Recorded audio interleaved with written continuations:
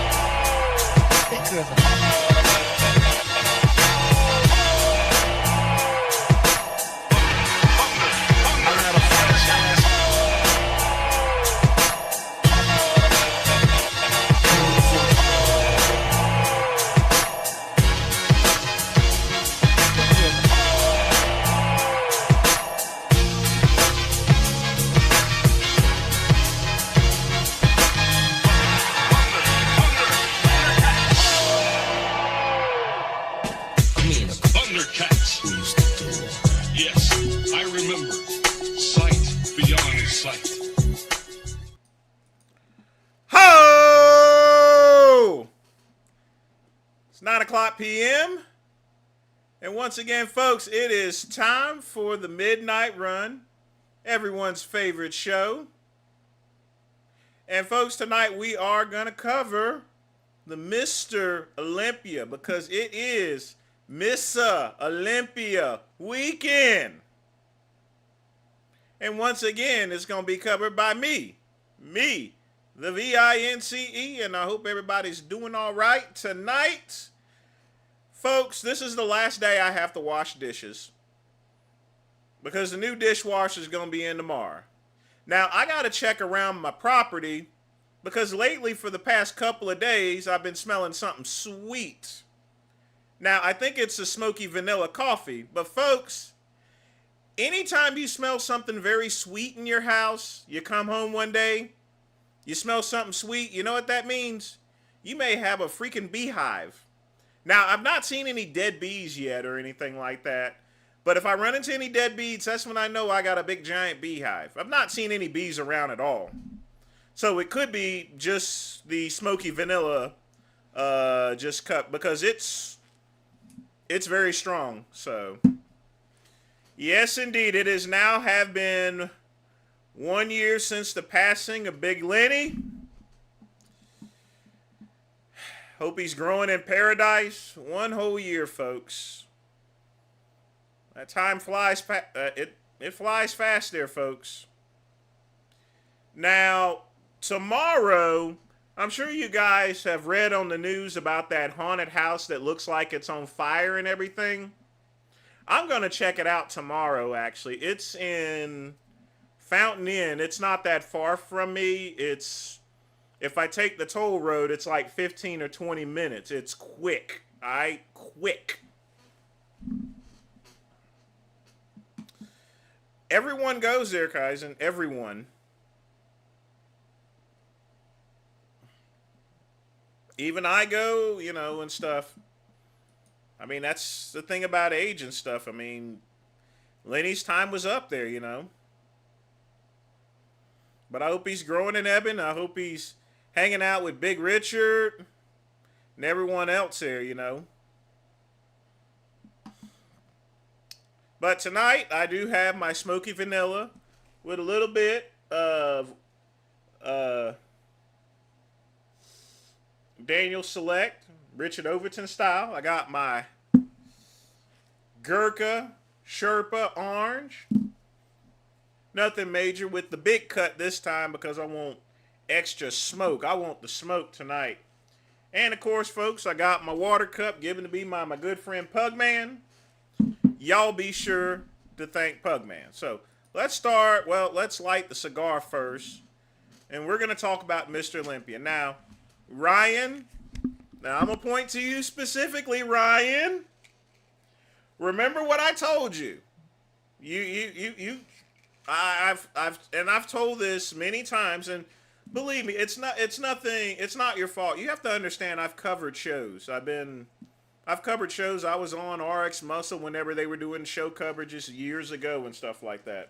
Like I said, folks, this ain't my first time at the rodeo. I have judged shows, folks. I have judged as well. Did y'all know that? I've judged internet shows. Do you know I was one of the first sponsors of the Mr. Get Big? It was a bodybuilding show too. So it comes with age and experience here, Ryan. So I can always tell. And you got to understand one thing, folks. There's a difference between being on the stage and kitchen lighting. And Keone, I already knew for a fact that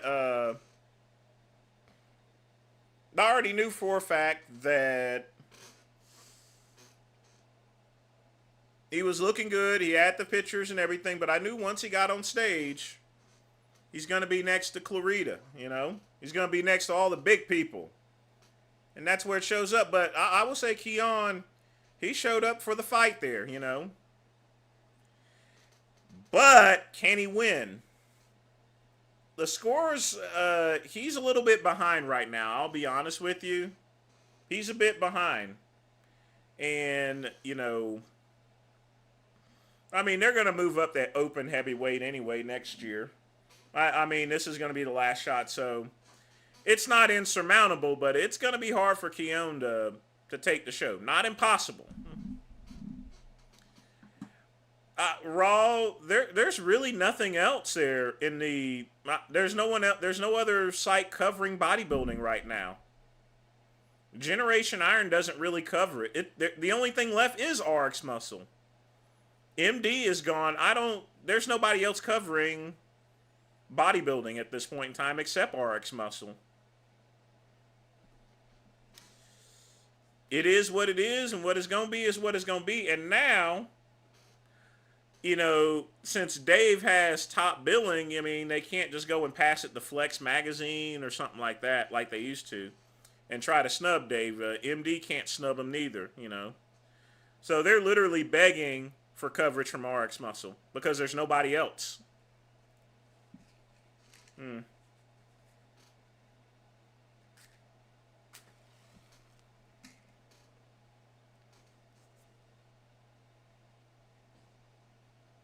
I mean, that's the thing, folks. There's no one else to cover the show, and nobody wants to cover the show. It's gotten too expensive. What can you do? And the problem with muscular development is simply that, you know, he didn't. I'm not going to say some people didn't get paid, but some people didn't get paid. All right?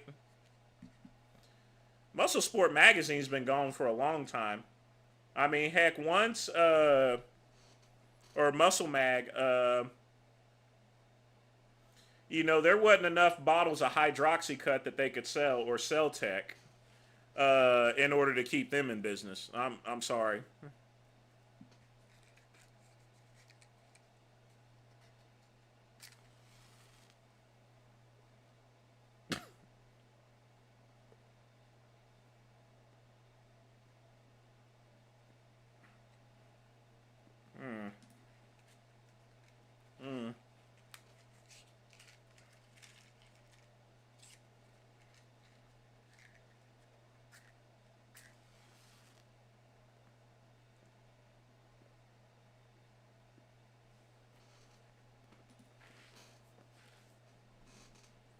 Yeah, Clarita looks like a freak of nature, but when he turned around, he has a very thick back. It's not, his back isn't too conditioned. It's not conditioned like it's supposed to be. But he is a lot sharper than last year, that I will tell you. I mean, when he turned around, his back was a little bit thick, folks. I won't lie. Now, the Great One likes a thick back, especially on a tan. So it doesn't really work out in terms of, you know, competing on stage. And I mean, Keone, his stomach is sticking out, but you can't, there's nothing you can do about that stomach, folks. I mean, drugs are drugs here, and certain drugs are going to expand your organs.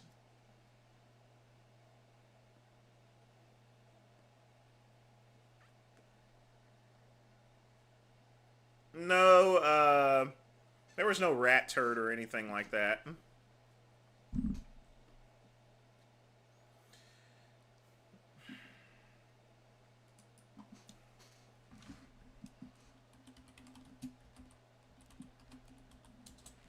You got to understand one thing. And you may be surprised, folks. Dave is not much older than I am. Really. He's not much older than I am, actually. I think he's like 9 years older than I am. He's only got 9 years on me, so yeah, it's a significant difference as far as to looks are concerned. But I'll tell you right now, even if I meet him today, I still always picture him as that mass monster. You know why? Because that's how I met him to begin with. Just straight up towering the fuck over me. And I was a big guy back in the day, too. But there was a reason why they called him Jumbo Palumbo. But like me, he's getting old.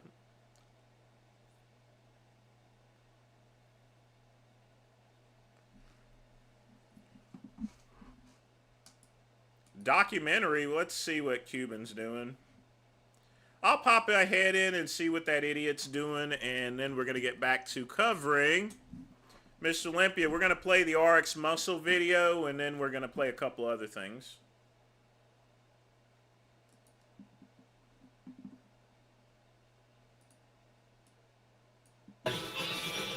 Prim and perm like Dale. Prim and preem like Dale. You call this a tribute? Folks, y'all remember my tribute to Big Lenny. We played a lot of Big Lenny classic clips and stuff like that. That's a real tribute, but it's just him drinking a beer. I mean, that's not what I consider a tribute whatsoever. But in any event, let's go ahead and go over the coverage here. So, but yeah, I think there's RX Muscle, there's Generation Iron. I mean, I'm no longer covering the Mr. Olympias or anything like that. Just, what the hell? Did they get kicked out again?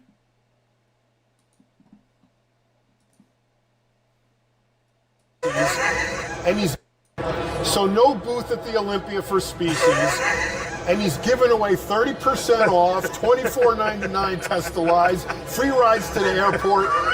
That's what you get when you don't get a booth. So it's awesome. The Olympia is great, and just walking around, and you guys save money. That's right. You know, I came here looking for Lee Priest, and I found him. But the guy always sneaks off. You ever notice he never stays the whole day at the booth? No. Because you know what he's got to do? He's got to go in his room now, and he's going to order room service, and he's going to... Now, folks, it's a running joke. I'm going to cut to the Mr. Olympia coverage. It's been a long time running joke that every time Dave and Pals goes to the Mr. Olympia and Arnold Classic, they get kicked out for covering the Mr. Olympia. Nothing has literally changed. It's kind of embarrassing. I mean, it's kind of ridiculous at this point. I mean, who's left to cover it? What are you going to do? No one's going to buy the pay-per-view or anything like that. $99 for pay-per-view to watch it's ridiculous. No. Do you know how much a booth at the Mr. Olympia costs their Quick Pump? Just for the most simplistic booth itself, it's about $40,000 just for the rental. And once you put things together, it's a little over $100,000. Aaron Singerman's booth that he had one year was about $250,000, but it was bad. You know, it was one of the badass ones. I remember when I was at the ALR booth, That one was a more simpler booth, but that one was close to $100,000 too.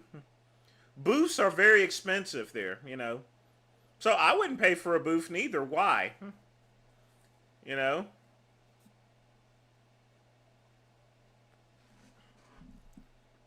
I mean, you got some booths up there, but you know, just to get a table.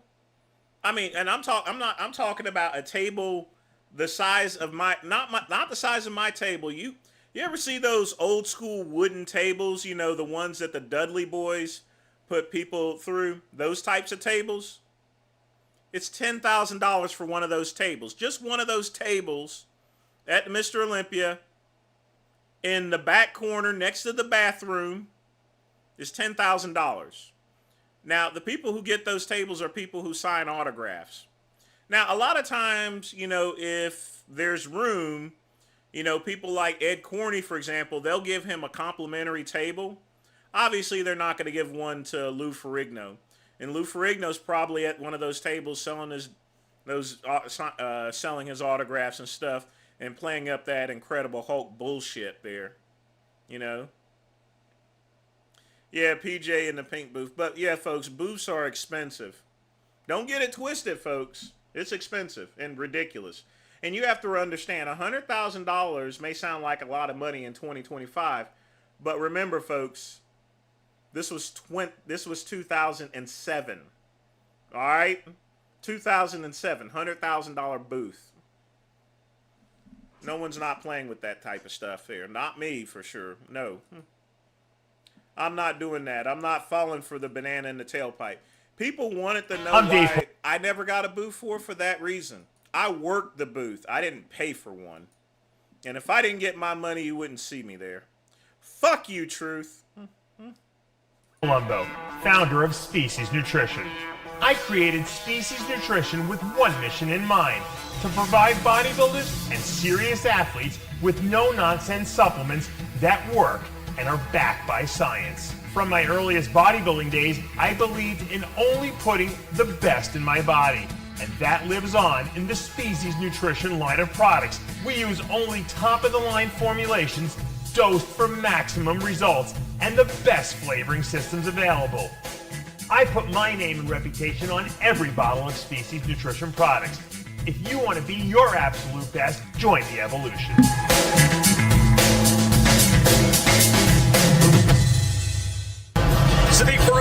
Yeah, I mean, that's where I sold my supplements at strip malls. I paid $10 a day. You know, I walk out with a couple hundred from selling supplements.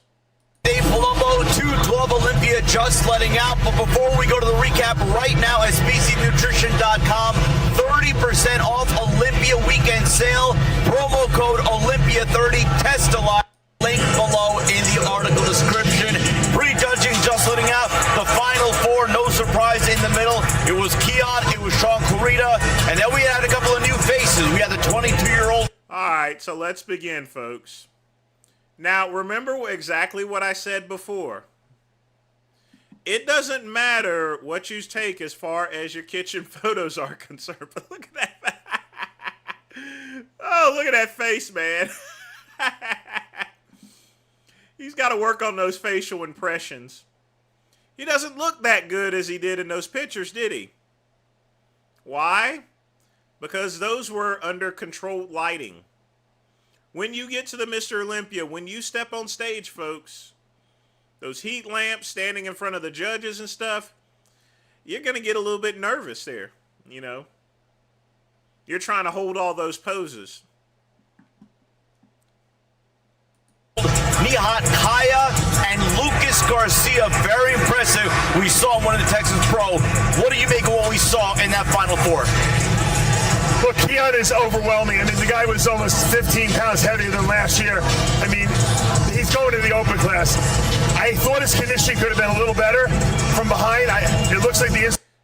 Yeah, I agree with Jay. That's what I said in the very beginning, folks. When he turned around, his back didn't look great.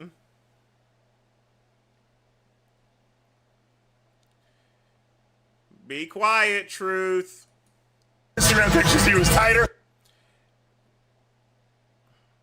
Hey, Ryan, do Truth a favor for about 15 minutes there, would you? I don't know if he carved up a little too much. He's still the overwhelming winner as far as I'm concerned, because the extra size he put on from last year just overwhelms Sean Clarita. In other words, Ryan, sing Truth a lullaby for 15 minutes. Sean's actually leaner than he is. Sean's waistline still is not great, so I think on the out thigh poses and some of the other side poses that Keon takes him out on those poses. So I'm giving Keon the win here. Yeah, when it comes to this picture here, he is looking better and he looks a lot sharper, and you could literally see the veins popping. The legs are a lot more crispier than his, although Clarita's, Now, as far as these newcomers are concerned, he's looking pretty good. He's got some muscle maturity left to go, but it's nice when you're in that top 4 position and you're up front, you're going to get noticed. And with noticing, that means sponsorship, so you're going to get some money. But Clarita's much better than last year.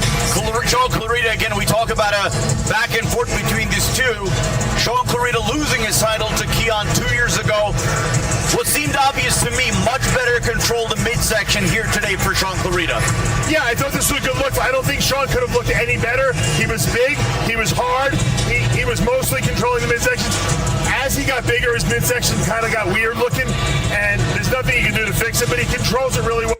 Yeah, ain't nothing you can do about that. On stage, he's got a lot of good energy on stage. Keon is he's the master now of that 212 division. He can win that for the next 10 years, but I don't think we're going to see him. I think he's going to go up. Nihat, the young 21-year-old who kind of taken everyone by storm, I was impressed, but I didn't think his conditioning level was, next level. And I don't know if he tried to come in bigger here or what. His abs will kind of wash out a little bit. But, he turns around, he's got glutes, he's got a fresh-looking physique, and he's definitely the future of 212. Certainly balanced. Another impressive outing for Lucas Garcia. We saw him win the Texas Pro 6 weeks ago, and coming into the show, we saw some of the progress pictures. A lot of pop, packs a lot of muscle on that frame.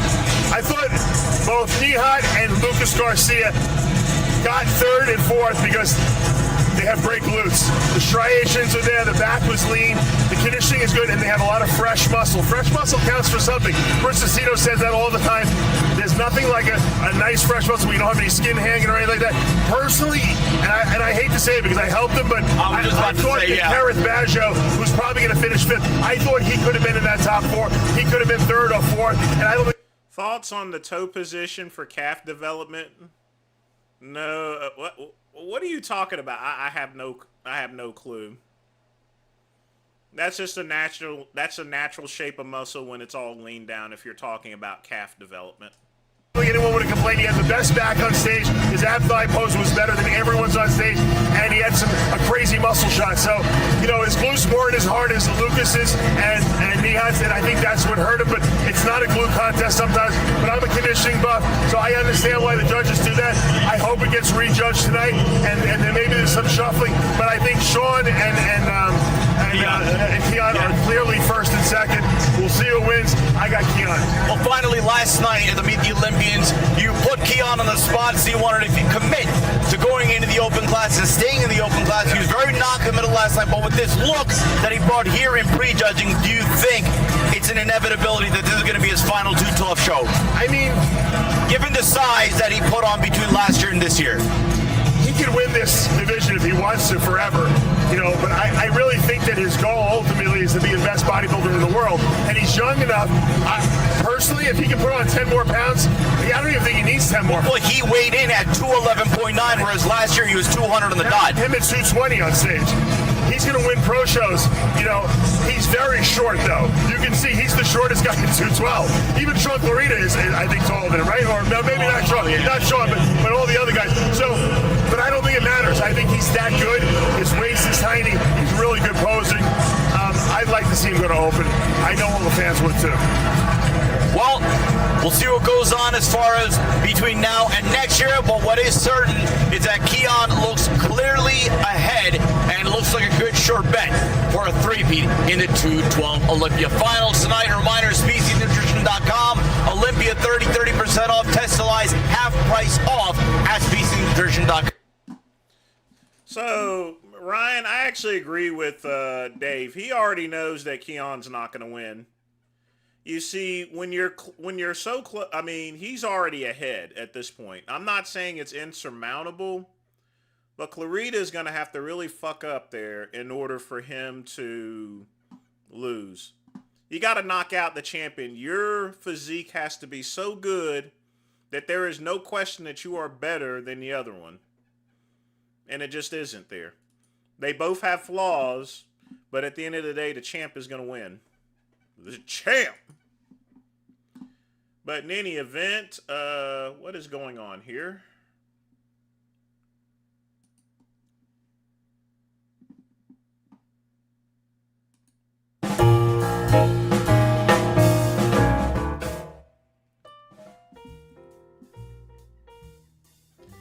Keon is not going to win.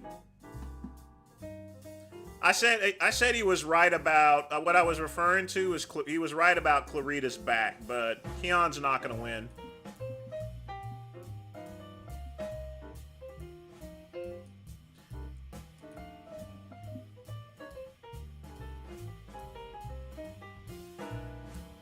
But we'll see tomorrow there. I mean,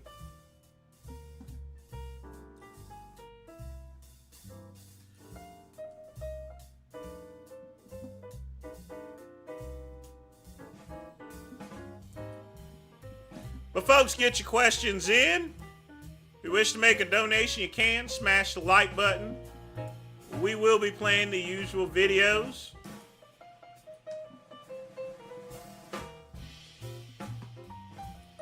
We're still doing everything, and no one does it better than the great one.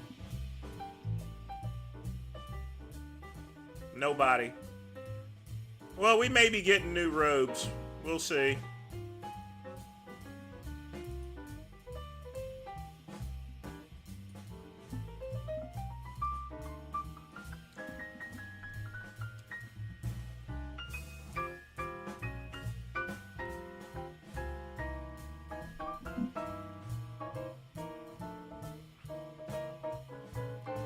Oh, you gotta be a freak put up a video.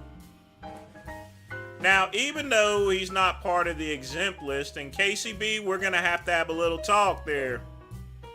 You gotta throw some coins into the homeless man's can. We'll go play You Gotta Be a Freak. So I like You Gotta Be a Freak. He's cool with me. He's good peoples. KCB, you gotta throw some dimes in that can, folks. So.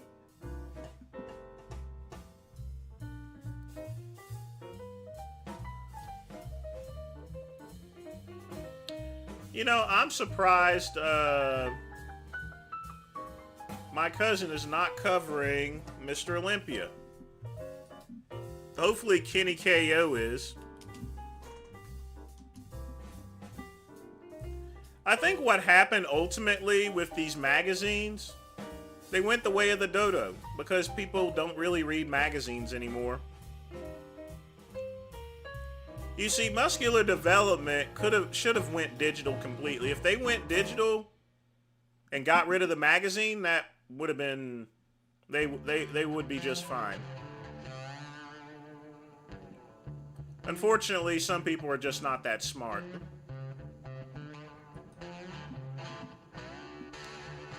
Let's see. And lately, Kenny KO's been spouting off about some Zionist stuff. You know, anytime I hear the word Zionist, it just makes me cringe. Sean, Dave always gets kicked out of the Olympia. It's been a running joke for like 20-some years. Anytime Dave or Sean showed up, one time, let me tell y'all this story here. One time, Dave went backstage. I think he was with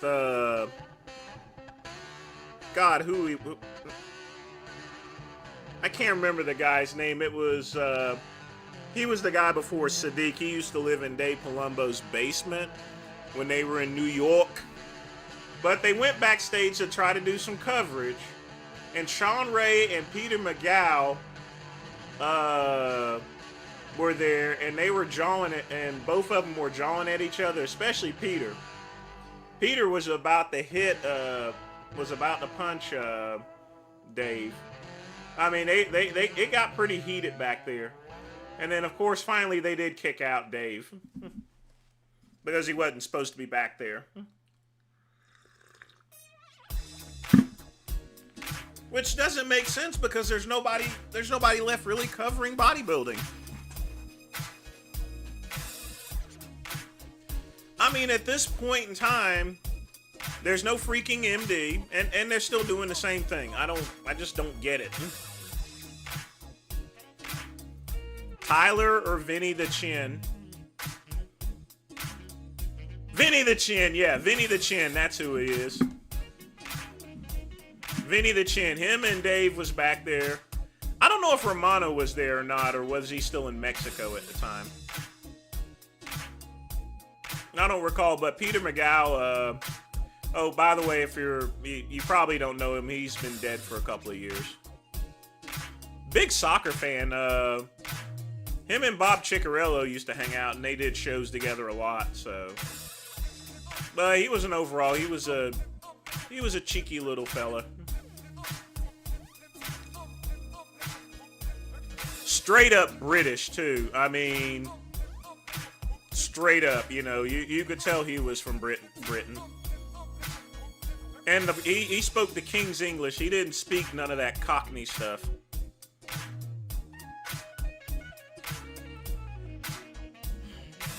When I feel like it, I can. You know, it just really depends there. You know, you have to understand there's a rotation of people that Dave actually has, so. But at the same time, I work during the week too, so. There's not really much of an opportunity unless I'm on vacation to go on RX Muscle. But remember, you have to also remember one thing. I'm not really in the bodybuilding industry anymore. I'm just not. He's all, it's the same thing. They speak with that stupid voice.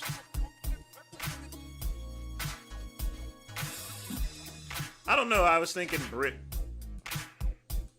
Is he Aussie? I thought he was British. Fuck it. My memory's going there, so.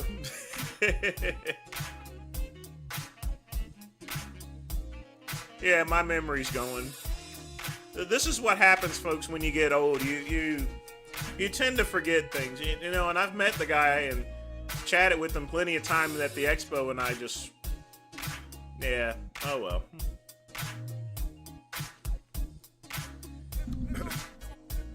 But man, he was super pissed when Dave was backstage that one year. But yeah, 2025 and they're still getting kicked out.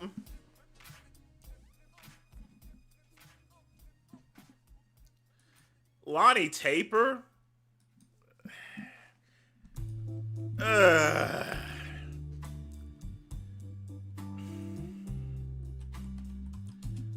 I mean, I'm still on his Facebook friends list. But I don't think he's really been... He's not been around that much, really. Yeah, the last time... He's not been on Facebook for quite some time.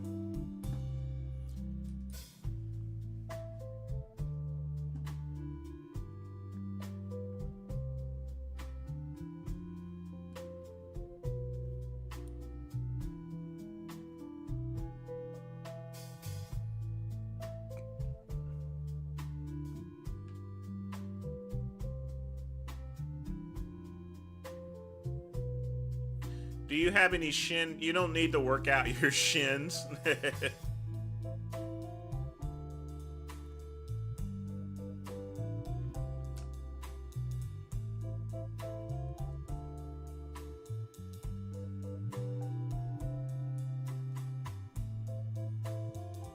Yeah. But I don't really talk to him too much. He's gotten a little bit too libby.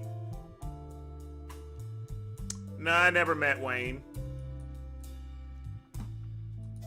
You have to understand my work time with being in the fitness expos and stuff that pretty much ended in 2016. The last bodybuilding show I went to was a couple of years ago. It was one of Johnny's shows up in Charlotte. I actually drove up there. You know, Charlotte's only like about 2 hours away from me. But folks, get your questions in. Feel free to make a donation. Yeah, Johnny and Ciccarello never got along there neither. That is second place there. That is... See, I'm even forgetting the show that I was in at that time. That's how bad my memory's getting, folks. 2006 NPC Mountaineer Bodybuilding Championships. Men's Junior Heavyweight. Second place. Ugh. We'll just put it right there.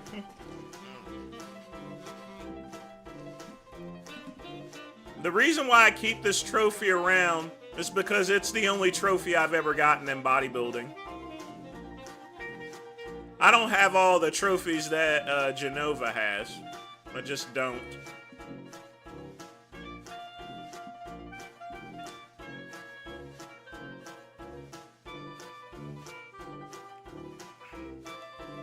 I didn't get outed there. Well, yeah, well, we won't talk about that.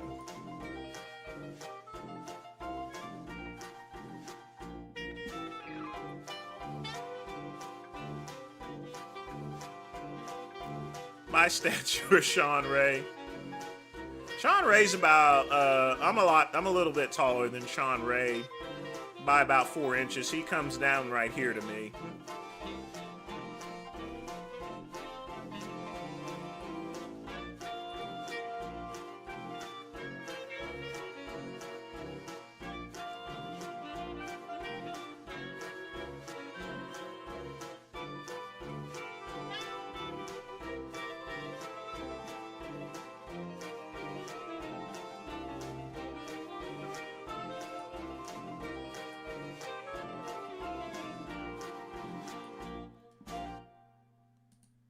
Let's see what Tafano's been posting lately.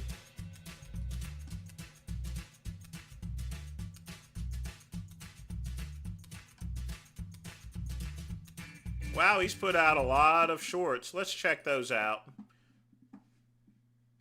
Get that out of the way. Besides him being a racist, secret society shill. I mean, the only reason that someone doesn't get canceled for saying the N-word is... You know, he's been popping up a lot lately. What is my strongest body part? My dick. My cock is the strongest. If they're in the club.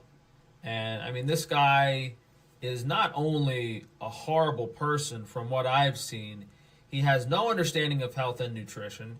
He gives horrific advice to kids, telling them to take things that will ruin their life forever, such as steroids and Accutane, each of which should never be taken under any circumstances. And what's funny is he blocked me on all of my accounts before I've even interacted with him. That's probably because me being botched and my message trying to help people goes against what he's trying to do. Do y'all guys really believe that? I mean, seriously. Just funnel money to the wrong people. And I don't want to get into the peptides and all BS, but this guy's a corporate shell, scheming, trying to make money. Wouldn't trust him with anything. Yeah, I mean, I don't... Interesting analysis. What else you got for me, Frank? Most of Dr. Taban's victims are terrified and won't speak out about him. They signed NDAs and they believe they're legally not allowed to. Basically, this psychopathic, manipulative doctor has scared these patients so much that they don't want to talk.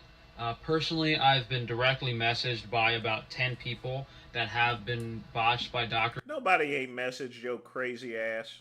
Taban, who refused to speak to me about it. They go, oh, I signed an NDA, I don't want to speak about it, I'm scared. Keep that in mind.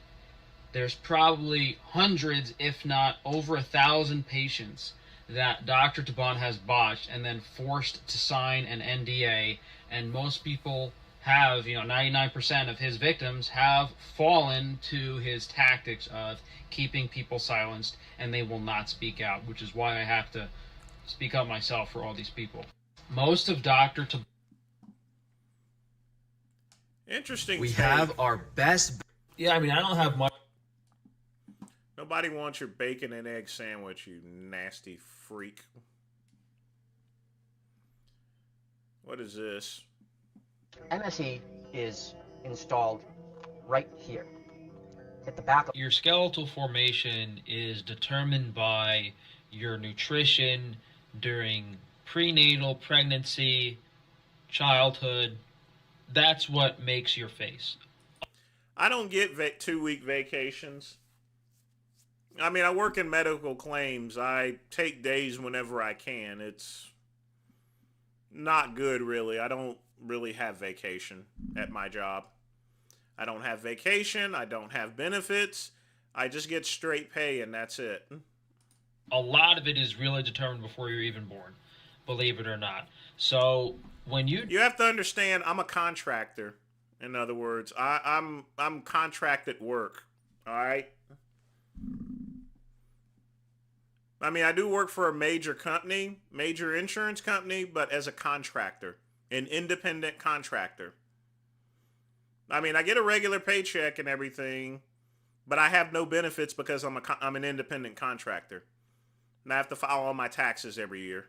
do something like this, MSE, maxillary expansion, you're making part of your face wider without doing the rest, which doesn't really make much sense. Why are you making your upper jaw wider without your lower jaw, without your mid-face, without the top of your skull? You're making this part of your face wider, which may give you... Oh, by the way, folks, at some point in time, in about 5 or 6 months, I'm going to need to get braces. Just like my mom did at her age there, so... You can move your teeth to new positions, you might breathe a little better, but if you don't have any breathing issues, and my personal opinion is these guys look kind of weird because their upper jaw is now too wide. MSE is installed.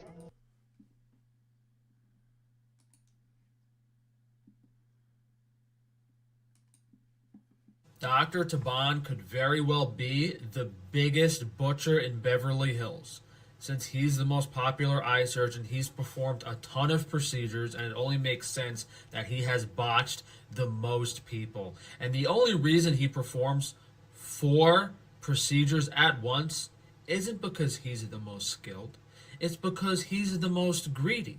And if he can do 4 procedures at once, he can make $35,000, $40,000, $45,000 a pop off each patient. There is not one other doctor that has ever, in the history as far as I can... Oh, the gap's going to disappear with the braces, KCB. There won't be no more gap once I get braces. Fine.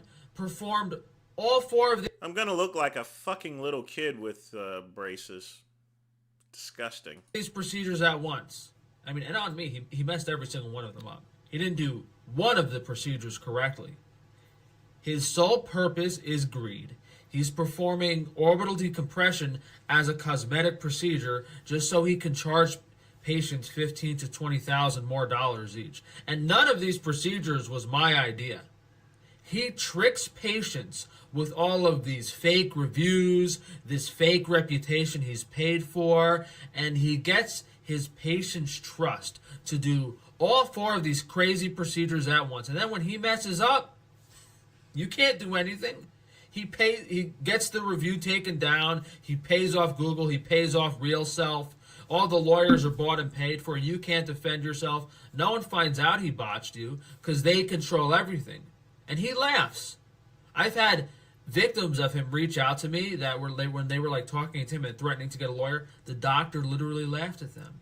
Because Dr. Taban has probably botched thousands of people and has not suffered any repercussions up until now.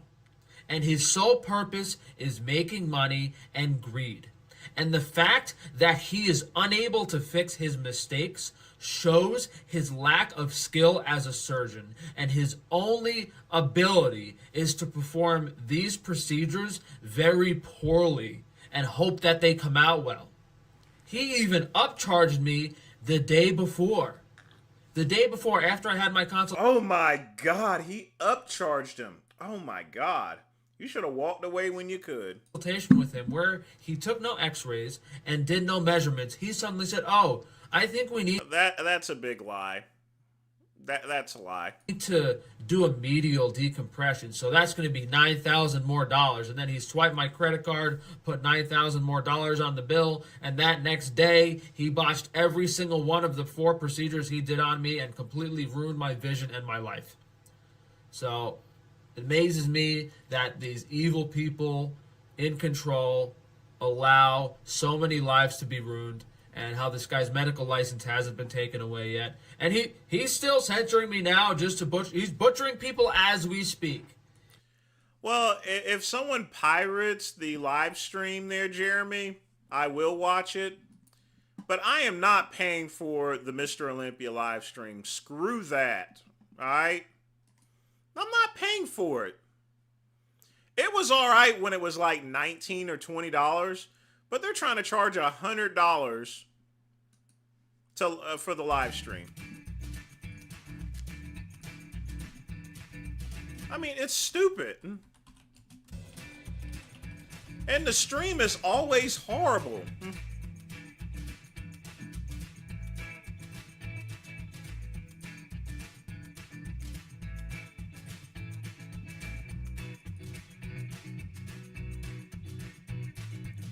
Oh, look. They went down in price. $74.95. The great one is not paying for that crap. I'm not paying for anything. F you and the camel that you rode in on. Yeah, I know, Jeremy. I'll just check the pictures. I mean, I got better things to do on Saturday anyway. I got my new dishwasher coming in and stuff. I mean, I got the business to run. Now, folks, I do have some good news. Gold went up to $4,000, so in less than a year, I've doubled my profits as far as to how much gold I have. Because I bought a lot of my gold at around $1,800, $1,900.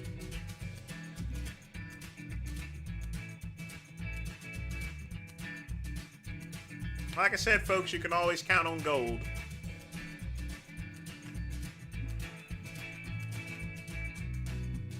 Hey, Truth, you can come out and play again.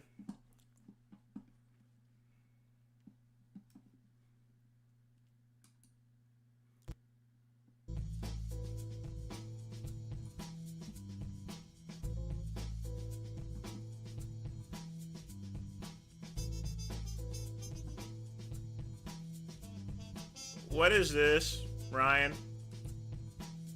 What you got?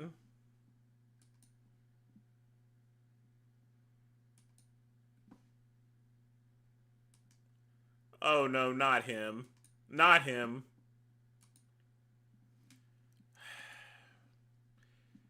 All right, I guess we can play him. Since it's only 21 seconds. Oh, wow. Still waiting. Hey, where's fucking old Dubby Dubs? Oh, Mr. Hucky Nucky Dubby Dubs. He's the fucking shot caller of the natives up in mine, motherfucking Tennessee motherfucking place. He can't even meet your motherfucking blue-collar vet in the parking lot. Okay. Oh, wow. Still waiting.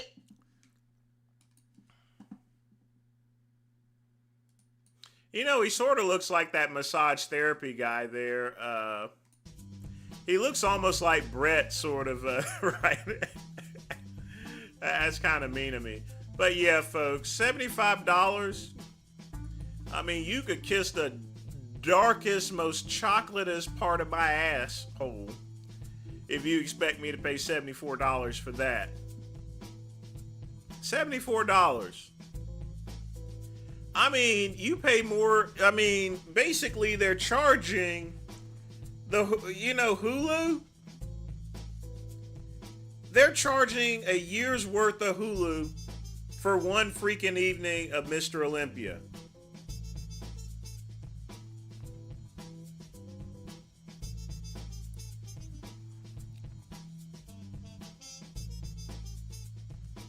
He does look like Brett. I mean, he really does.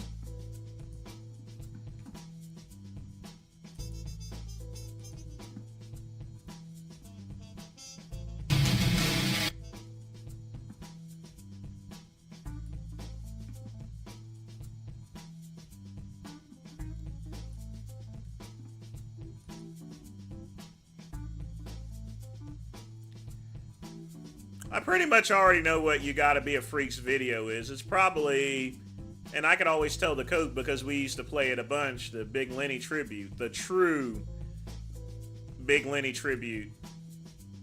No other. But while we're waiting for 10 o'clock to come, let's hear what Milos has to say about the predictions. Trust his opinion. Who do you got winning this Olympia this year? I'm Dave Palumbo, founder of Species Nutrition. I created Species Nutrition with one mission in mind, to provide bodybuilders and serious athletes with no-nonsense supplements that work and are backed by science. From my earliest bodybuilding days, I believed in only putting the best in my body. And that lives on in the Species Nutrition line of products. We use only top-of-the-line formulations dosed for maximum results and the best flavoring systems available. I put my name and reputation on every bottle of Species Nutrition products. If you want to be your absolute best, join the evolution.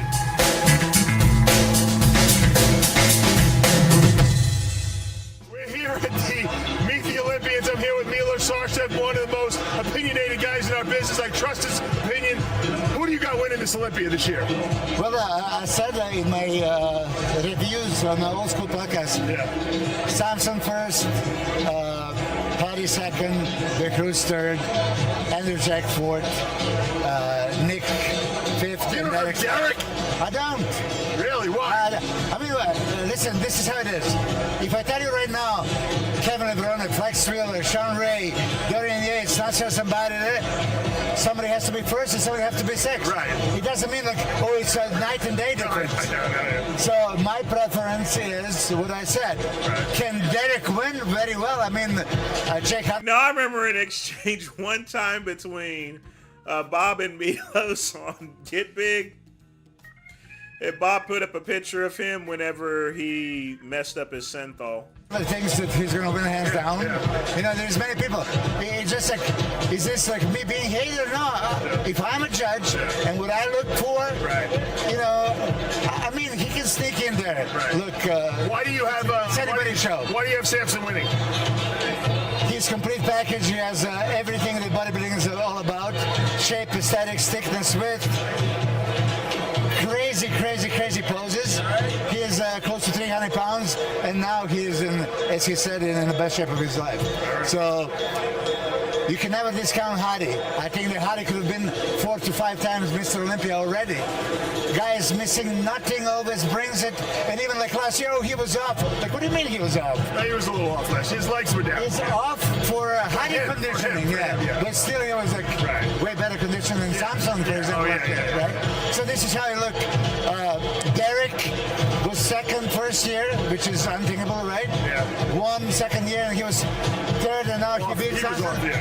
You know, listen, so it's anybody's show. I heard that Andrew Jack is in the best shape of his life. You look good, I talked to him yesterday. He says, wait until you see it. I saw a picture of him. He's good. You did? Okay, I haven't seen it. And it's bigger than ever, right?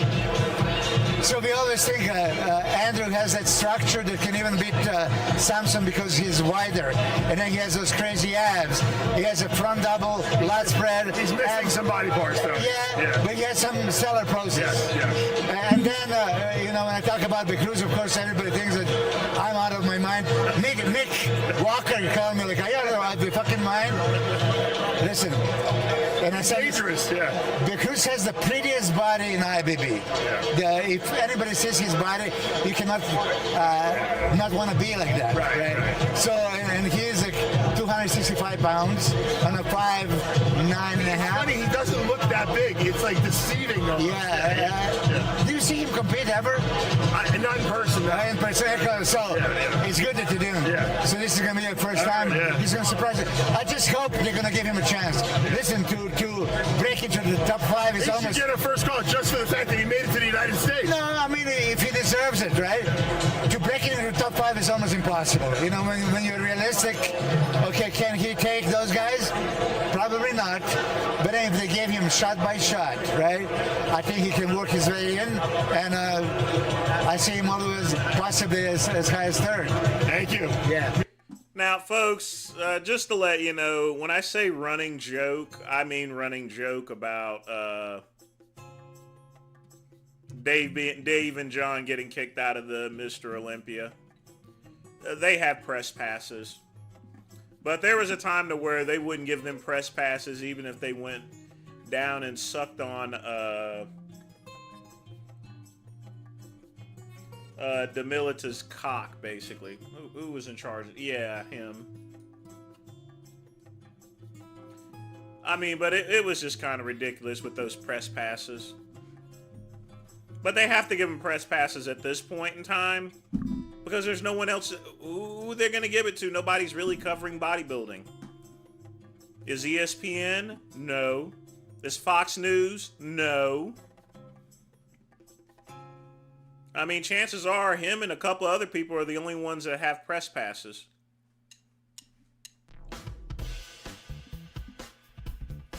Mr. Olympia, for the most part, I'm glad. I'm going to be honest with you, folks.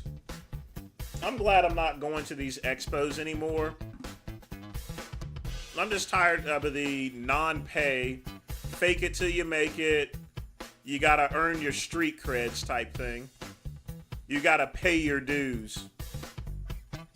How long does someone have to pay their dues? And I can almost guarantee, folks, that there are people at the expo selling fart powder on commission, not got paid a dime, and working for free yet. And they could pay them. Think about it for a minute. If you're spending over $250,000 on a booth, you can't pay someone minimum wage just to work your booth? Seriously. Bunch of cheap son-of-a bitches.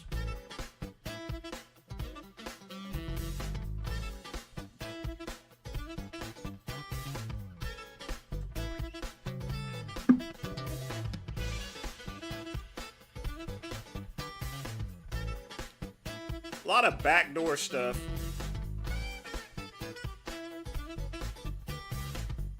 But folks, get your questions in. We're about to start. We're gonna start the night off right, folks. It's gonna be all right. Just like the tan being tight.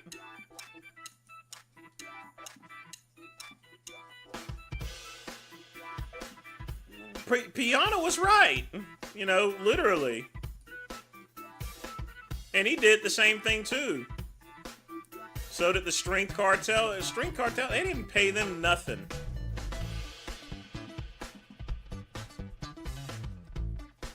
Paper was ridiculous. But folks, remember, twist, not jab.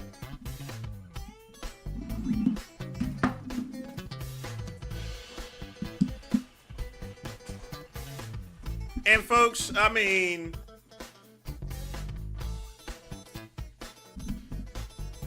I'll be honest with you, folks.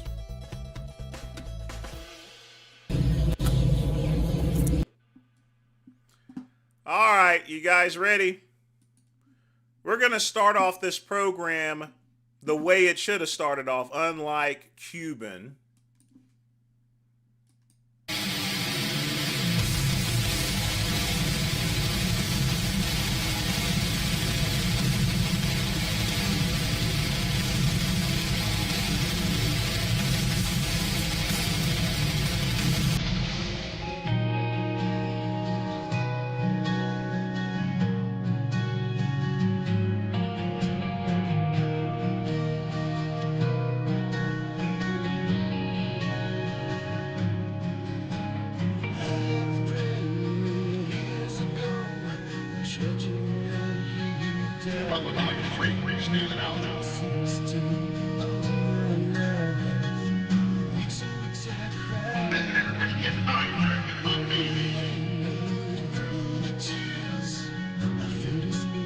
That's what life's all about, subjugating pain.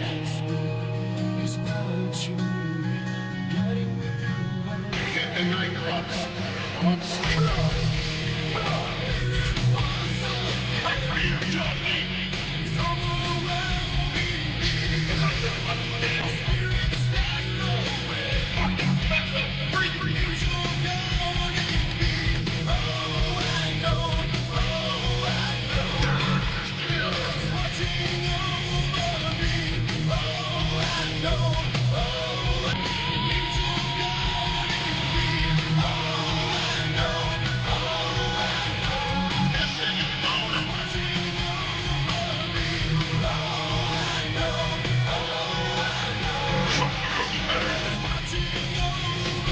Well, I'm alive, and I thank God for that.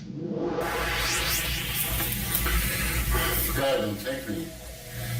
Right now. Please. Forgive me my sins.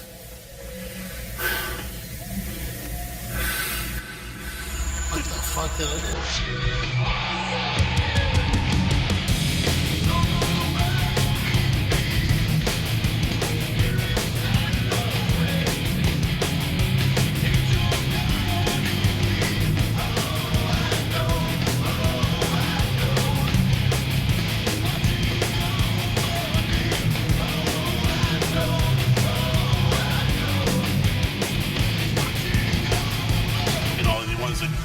Call me Fat F and Letty. I understand it's a song that somebody spoofed about me that's been floating. Oh, you saw that? I've heard about it, but believe me, you will give me royalties for that. I will track you down to the ends of the earth. You gotta be a freak, is he? Hello, Seth. It's good corresponding with you earlier.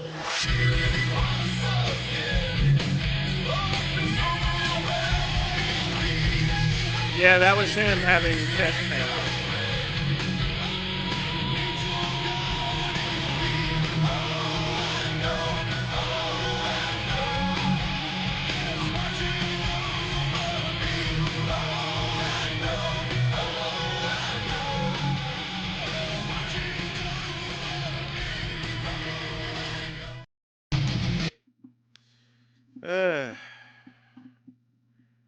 Rip the Big Lenny. Been a whole year. A lot of people have gone there, you know. At least he gets to holler at Hulk Hogan now, you know. Yeah, buddy. We've already watched Frank DeFano's new shorts.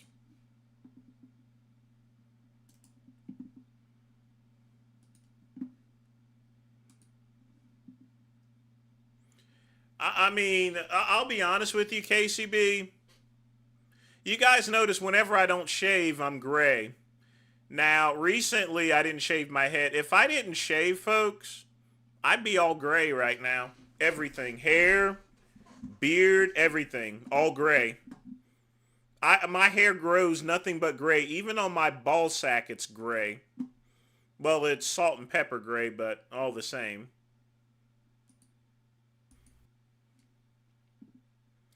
But I shaved my head yesterday, so. But if I didn't shave, I'd be all gray. I mean, my brother's hair is all gray, so, I mean, yeah. Did Sean Clarita just snatch the title away from Keon Pearson here at the 2025 Mr. Olympia event? He brought an outstanding package. Excellent, in fact.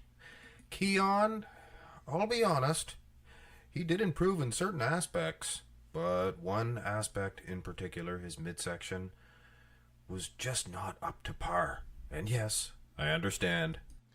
You guys know what? Well, we're not going to talk about that. This picture is taken at a bad time for Keon, but he is out there, is he not? And of course, there is Robzilla. He wasn't really that old. He was like, I think it was like 30 or 31 or something. Yeah, he was like 31 or something. There's instances where he does look He wasn't tremendous. that old. He looks fantastic. So it is not a situation where he might not be winning on poses, but it was the couple of transitions, things of that nature. But having said that, thank you to NPC News Online. We have some nice, clean... Yeah, I mean, some of the transitions during poses is one thing, which judges don't really mark off so much for transitions. It's basically hitting poses, and you look at this, and you look at this here, you know. That's pretty close.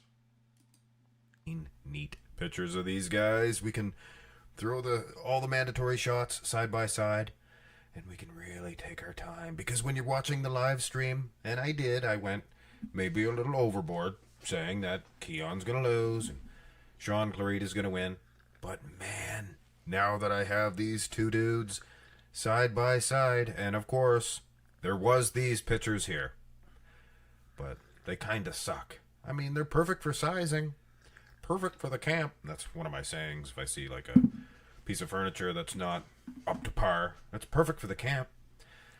But anyway, yeah, back to these clean, neat shots. Aside or without these, I would say Keon Pearson, hands down, winning this. I don't know what he's talking about. So he's a lot more sharper than he is, but... You know, it's also a size comparison, too. Shot, look at this. Plus, I mean, he's got that vacuum going, too. Size of the wheels, little tiny midsection, perfect V-taper. I mean, the arms, this is a perfect front double biceps pose. I think he died about a year before Lenny did, because Lenny passed away in 2024, and Robzilla was in 2023. I remember because I did the Robzilla tribute. Pose. Maybe not the biggest on the calves, but neither is Clarita. Now, when you look at... And I think Rob had I think it was a drug overdose or something. Condition, Sean Clarita all of the way. I don't think there's even a question here. The guy has... You know, folks, I still don't know where Big Lenny was buried at, or whether he was cremated or whatever. I've not, you know, that's the one thing I don't know where Big Lenny has been buried or whatever. Yeah. So it was about a year before Big Lenny. Has thin skin, things of that nature. The skin is just like glass, like a glacier of some kind, or whatever I used to say. So it is an advantage. Keon, structure, muscle, bellies, roundness. I mean, the guy is as full as a house versus sheer condition. Take your pick. Now, the front lat spread, we could see from that first picture, or the picture earlier on we seen of Keon, he did look tremendous. And I honestly don't think that the condition edge would be enough. Obviously, you can't see here. You can definitely tell that Keon's bigger. Midsection, again, I have to point to that. It is definitely not as good as it was last year, I don't think. And I will do a comparison at some point in time to see if Keon was any different from last year. But the task at hand, because we await the finals, turn to the side here, side chest development. So yes, as we await the finals of the 212 division, we can speculate, we can give our opinion, figure out, maybe this guy's winning or that guy's winning. And then we're going to find out if we were right or if we were mistaken. I wish he would cut... On the side, I got to... The one thing I hate most is those facial impressions here. He's got to really work on his facial impressions, but oh well. Judges usually don't count off for stuff like that. Keon Pearson, and it seems like I was maybe, perhaps a little bit sadly mistaken. I will still say that Sean Clarita is slightly more peeled, more shredded. But from the side point of view, Keon, he is pretty peeled, and we will see from the back. From the video footage, it didn't look like he was as shredded, but who knows? These clean, neat shots really tell a tale. Oh my, the side Yeah, that's the problem. He's not, boom. It's those transitions. That's not a good look, folks. Tricep, I'm going with Clarita. I don't care. Improvements, yes. But you can improve, and you can slip a little bit, and fill up a little bit too much. And I think that is the situation here going on with Keon Pearson. So it was more than just the transitions, I guess. And guys, it is, talk about a difficult job. I respect Keon so very much. And critiquing his physique has nothing to do with the guy's personality. He's a very positive, very polite person. He doesn't take any cheap shots. And I'm trying my best to be polite to this guy. He is top-notch in my books. He's aces. Now, here we go. That's exactly what I'm talking about. No glutes, no anything. The back is thick. Back. And absolutely, Sean Clarita, he is shredded to the diced. And Keon Pearson, he just did not hit his mark, I don't think. And if you're shaking your head, he's leaning a little bit too far back, but yeah. Thinking, oh, you don't know what you're talking about, Max Masael. Have a look at this. Look at this. Keon Pearson last year steps up to the plate, and there is no question. I will do a full comparison to see if he did improve in certain aspects, and I believe he did. But condition was not one of them. You can see, guys. No wonder he beat Clarita last year. Just as shredded. And the back double bye. Ew. Same thing here. Keon winning on many aspects, aside from condition. I'm telling you right now, the guy is incredible. But could this be a situation that, because we've seen a more conditioned version than this, that our I would say yes, but barely. This here is a result of just bad posing. Expectations are too high. Sometimes expectations can hurt a physique, I think. Now the major question, I don't think he threw him out. I think he's probably sitting on a fireplace or something there, Ryan. Trying to ask myself here, is the condition that much? Keon, we can see he is bigger, better shape. Well, the shape... No, he would never throw away the ashes. I mean, they were brothers. He wouldn't throw away the ashes. I don't know why people would say something like that. Actually pretty good for Sean Clarita, the lower half. I mean, that's a horrible thing to say. He didn't throw away the ashes. For Keon. Unbelievable. But is the condition edge going to be enough? It is absolutely. I'm marking it down on my little sheet here. Condition all the way from the front and from the back for Sean Clarita. Here's the abs and thigh, and no way, shape, or form that I would give Keon Pearson the win in this abs and thigh. Sean Clarita, first of all, he looks outstanding, but I definitely don't. You call that outstanding? You call it, well, those don't look too good for bad reasons, but at least he's showing the feathering of his legs, so. Mark his high points, I guess you could say, if that's what you're doing, marking points down. I don't give full points for a one-arm overhead abs and thigh. It's half a most muscular. He didn't throw away the ashes. What are we even talking about here? Why have the mandatories if it is done incorrectly? But having said that, here is where most of you folks, you people, the bodybuilding fans, disagree with me.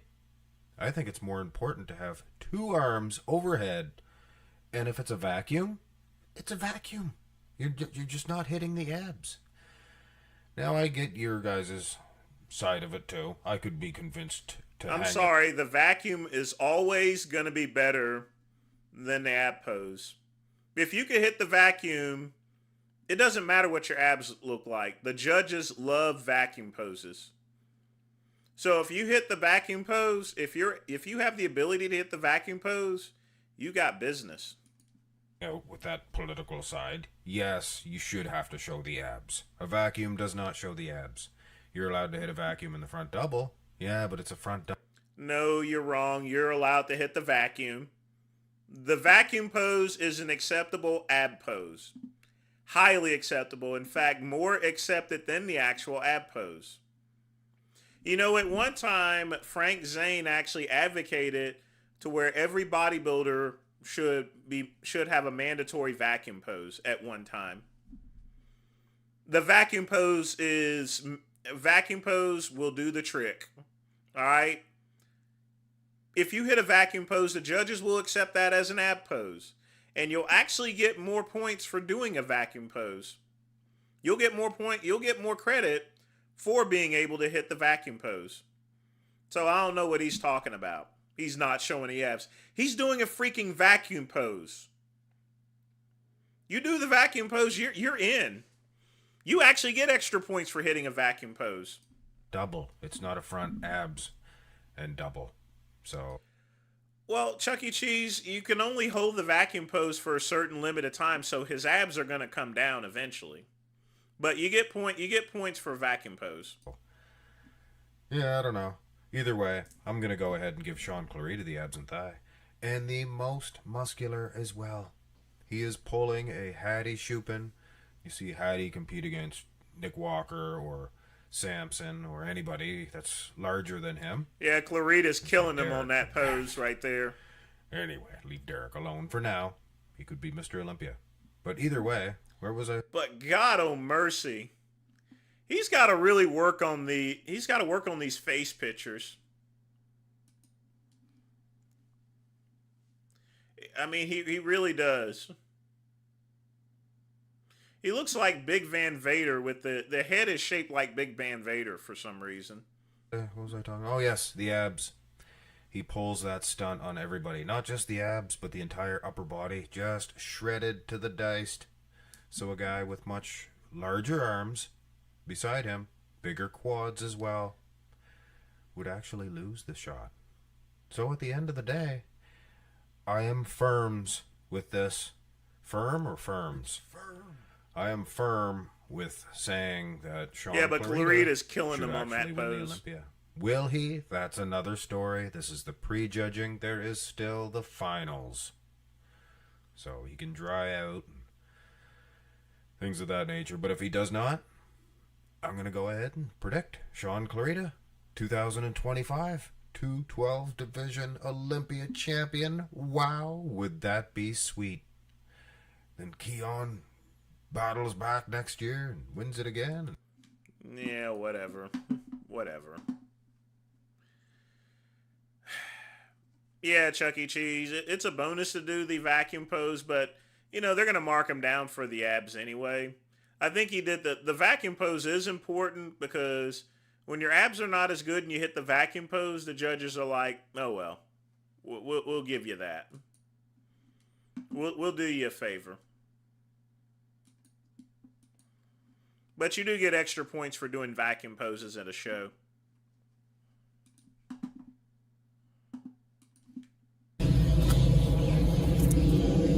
Oh, we're not coming with any food, sorry. Yeah. Nice and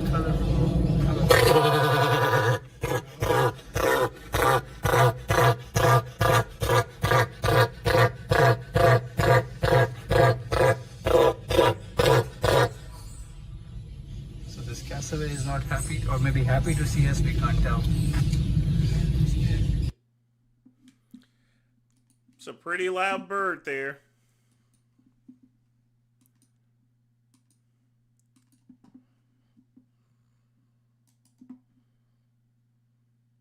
You talked to G lately? Which one? Indeed, the show mascot. Dale took Rich Piana's How to High Intensity Facial Expressions While Lifting course. I mean, it's fine when you're lifting, but when you're at a show, you need to control your facial impressions. I didn't ask about the border. I didn't ask about. The relationship. Let's start that question again, and then he hangs up the phone. Dude, what is with the Freddy Krueger shirt? Again, because he doesn't know how Typical to debate. MAGA. Hey, what I wanted to ask you for us, like, to just see what happened, like, with all this yelling and stuff like that in Congress. This is embarrassing. Yeah, I agree. I agree. Let me ask you a question. And again, I agree with you. I've given my opinions on accountability to both sides here in that argument, debate, whatever you want to call it. Who do you think is doing more of that these days, the left or the right? What do you mean? I mean exactly what I mean. Who do you think is doing more yelling and disrespect and games and showboating? The left or the right? Who's being the bully? Both? Give me an example of Democrats being bullies. A bully. Yeah, please. Oh, like that Jimmy Gomez guy, like, who's that? No, I can think of dozens of stuff. I can think of dozens. Like, when they go low, we kick them down. That's what it says in Orange County. Democrats. Okay, give me an example of Democrats that are... Faria reacts to a bodybuilding motivational video. He thinks all bodybuilders are disabled and have a mental illness, lol. Mr. Krabs with a $3 donation. Definitely appreciate that. So, let's see what Savage has to say. Yo guys, what's up? As requested, I'm going to review a popular bodybuilding motivation. I have to speed this one up a little bit. It's like 14 minutes. Video. I walked into Mitchell's gym. I didn't know what to expect, man. I remember we pulled up in front of the parking lot. We could hear the music thumping out in the parking lot. It was so loud.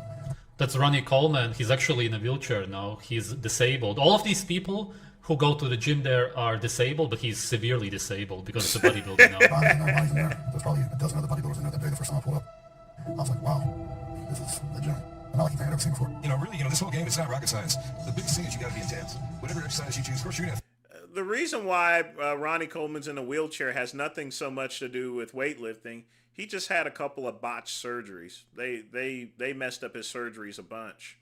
That's the same with Hulk Hogan. Hulk Hogan did too many of those stupid neck fusion surgeries, and once they popped out that vein, he just deteriorated into wet noodles. There's nothing that can get you into more trouble than sometimes doctors. Sometimes, most of the time, doctors help, but sometimes they just screw up.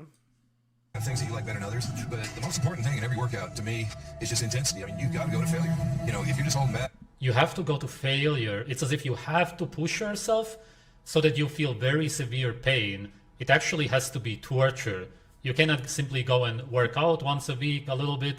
No, you have to use a lot of drugs because you hate yourself and don't care about your life. And on top of that, you have to push yourself at the gym and lift man-made metal, very heavy man-made metal, together with these other deformed slaves in this building just to destroy your health and to age yourself and to die in your 40s, 50s.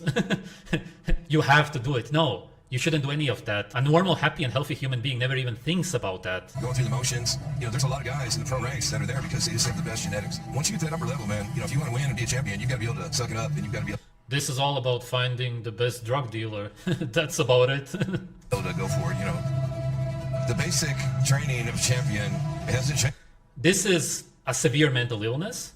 It's a disability because of how severely obese they are. Their BMI is 50. We're making an exception, and this is kind of minty truth. So plus, at least. It's just insane. And it really just shows very severe insecurity because there's no way on earth that a tall and handsome man would ever even think about working out. That's why 99% of so-called bodybuilders, which are really body destroyers, are either short or ugly or have some kind of bad genes. It's never tall and handsome men who do it. There's maybe one exception, which is Michael Hearn. He has a pretty good face and he's relatively tall. I don't know what got him into bodybuilding. It can be some kind of trauma. It can be none of that. There's exceptions to everything, but the rule is that you need to be ugly or short to do this kind of extreme bodybuilding where you don't care about your life whatsoever. You don't care that you will die very prematurely. Since, Arnold said. That's what made Ronnie so great for the 8 times he won the Olympia. He used to love just beating the crap. He won the Olympia. Chris Bumstead also won the Olympia, right? He looks like he's 50 years old now, even though he's not even 30 yet. What does it matter if you destroy your health and your life? What are you doing? You inject a bunch of drugs, then you lift this man-made metal for no reason, completely stress your body, and then you show off your drugged-off body in front of a jury who then give you a man-made metal, which you can then show off to everybody. Look, guys, I was lifting man-made metal for years in a gym with other slaves together who hate themselves. I injected a bunch of drugs, just like any drug addict. I'm just like any heroin addict. I'm an absolute loser, junkie. But here, I got this medal. Also, now I can show it off to all of my other drugged up loser friends. Crap out of all of us and laughing at us. It would just make all of us try harder. It made us all better. It isn't just it wasn't a botch there. He just had way too many surgeries in a short period of time there. The same as Hulk Hogan. Hulk Hogan was getting all these fusion surgeries and stuff like that eventually, things just break down. Joan Rivers, she passed away while she was getting surgery as well. I mean, this type of stuff happens. And the amount of the energy, the atmosphere in there, it's like no other gym I've been to. It's not like any gym in the world, man. Man, this is not a normal human body. Your heart can never take it. It's just impossible. That's not how humans are supposed to look like. It's not just that too. The pace is incredible. It's not some scientific formula some guy comes up with that doesn't even work out. It's all about being intense, putting everything you got into it, and that's what makes you a real winner because these workouts work. This is how we train. We go balls to the wall all out every day, every time we go to the gym. That's how we do it, And I think with today's generation, I think people got a little softer, man. There's very few. I'm not going to say nobody. There are still a few young guys out there that want to bust ass and go ahead and give 100% and try to do better than they did last time. You are the weak losers. How do you not realize that everybody's laughing at you? You have to be incredibly weak to go down this road, to actually become addicted to drugs. It's the definition of weakness. It's pathetic. You're at the absolute bottom of the weak slaves. You're really just showing your insecurity. Go in the gym every single time. Those guys are few and far between. Bodybuilding isn't for the faint of heart. It is for the wild people of the world. Literally not. The wild people would never do anything even close to this, nothing even related to it. People in nature who are actually wild, and wild animals also, all of them live sedentary lives. They live in their comfort zones. They are super healthy, happy. They would look at you and literally see you as mentally. I mean, Savage can say anything he wants, but Ronnie did what he wants to do. In life, if you want to lift weights, that's fine. If you want to eat, and this is coming from a guy that eats rotten meat. Yeah. We're hearing this from a guy that eats rotten meat. That's the only conclusion they could come to. You're as far away from being wild as you possibly could be. You're a domesticated, brainwashed loser slave. Oh my god, he has chains around his neck. Could it be any clearer? Seriously. I literally just said that he's a slave and he puts chains around his neck. Come on, come on, come on, come on. Wake up. Early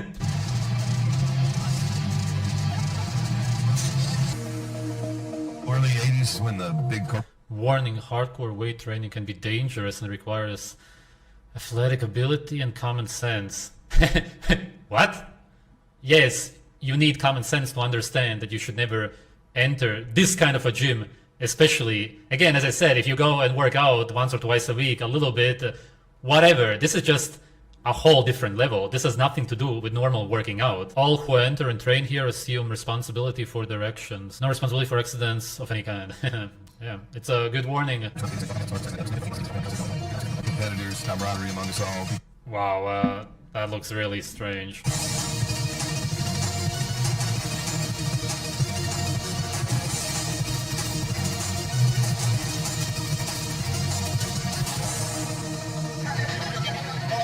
All of these people look like they can hardly breathe, they cannot even properly walk, let alone run, all of which human beings in nature do with ease. That's why I said it has just nothing to do with being wild. wild animals would never be this stupid. It would just be impossible to convince any wild human being to do any of this. A wild animal would only put the weight on this bar if you would threaten to kill him. If he would be forced to do it, there's no way that he, by himself, would ever do it, because a wild animal has common sense.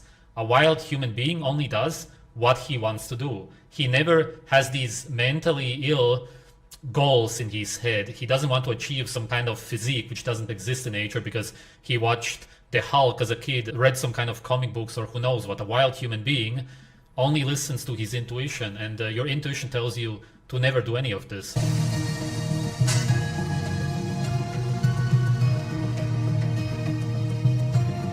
Then they also drink a bunch of water. It's interesting because the people who still... What is wrong with drinking water? What is he talking about? live somewhat naturally are all reported not to drink water, or to drink water very rarely, whereas these people, basically all of the gym goers, will tell you to drink tons of water all the time. Flying next to Branch and Johnny the other day, and he was, Branch was throwing, we all went to... The vast majority of your body is water. Now he's complaining about how much they're drinking too much. Moron. 300. What is the actual purpose of the biceps, for example, or any of these muscles, the chest muscles? Are you ever gonna actually push something upwards while laying on the ground or on a bench?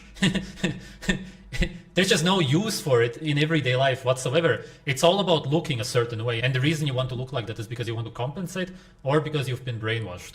Dumbbell, 250-pound dumbbell, and he's just one arm rowing, heaving that thing like a maniac.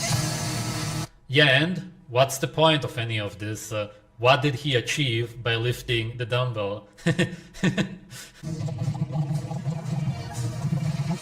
It's very crazy that people today look at this kind of footage and don't see how severely mentally ill these people are. A wild animal would look at this and right away see that there's something incredibly wrong with the heads of these people, but it's as if people nowadays look at it and just believe that it's some people who want to build muscle. No, this is very, very severe body dysmorphia. It actually says a lot about our society that most people don't realize how incredibly abnormal this is.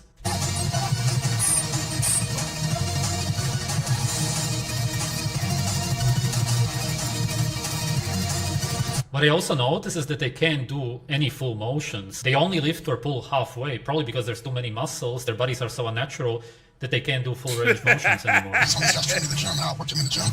I realized these guys actually probably more gifted than I am, but I beat them because I trained them and I was gifted. All that you really need to do to know what's going on here is look at the people's face expression. You can right away see that they hate it so incredibly much. They really don't want to do it, but they push themselves to do it, which again completely proves that these people hate themselves. These are very depressed and mentally unwell people, which you should really not take any advice from. 100%, and don't let nobody outwork you. Eventually you'll win. This video is actually very sad. These people are very depressed. You can only feel sorry for them. Maybe they experienced some kind of trauma. It seems like they are trying to work through the trauma, which is of course impossible because you have to confront the trauma itself or you will never get over it. You can't lift man-made metal and pump yourself full of drugs to get over whatever happened to you as a child or later on. Otherwise, of course, as I said, they may have been brainwashed by the media to try to achieve this kind of an unnatural body, which would kill you in nature, seeing as there's no way that you would survive. You can hardly even walk, let alone run. You can't climb any places. You can't squeeze through anywhere. You would just rot in nature. It's just a body which is incompatible with nature. That's why it just looks so incredibly abnormal, which really just means unnatural. And as I also said, of course, a lot of them are also simply insecure. When you combine trauma with insecurity, then this is exactly what you get. And as I said, this really says a lot about our society, because instead of people looking at this as a mental asylum, people actually see this as a building full of people who are strong. It's the weakest possible losers on earth.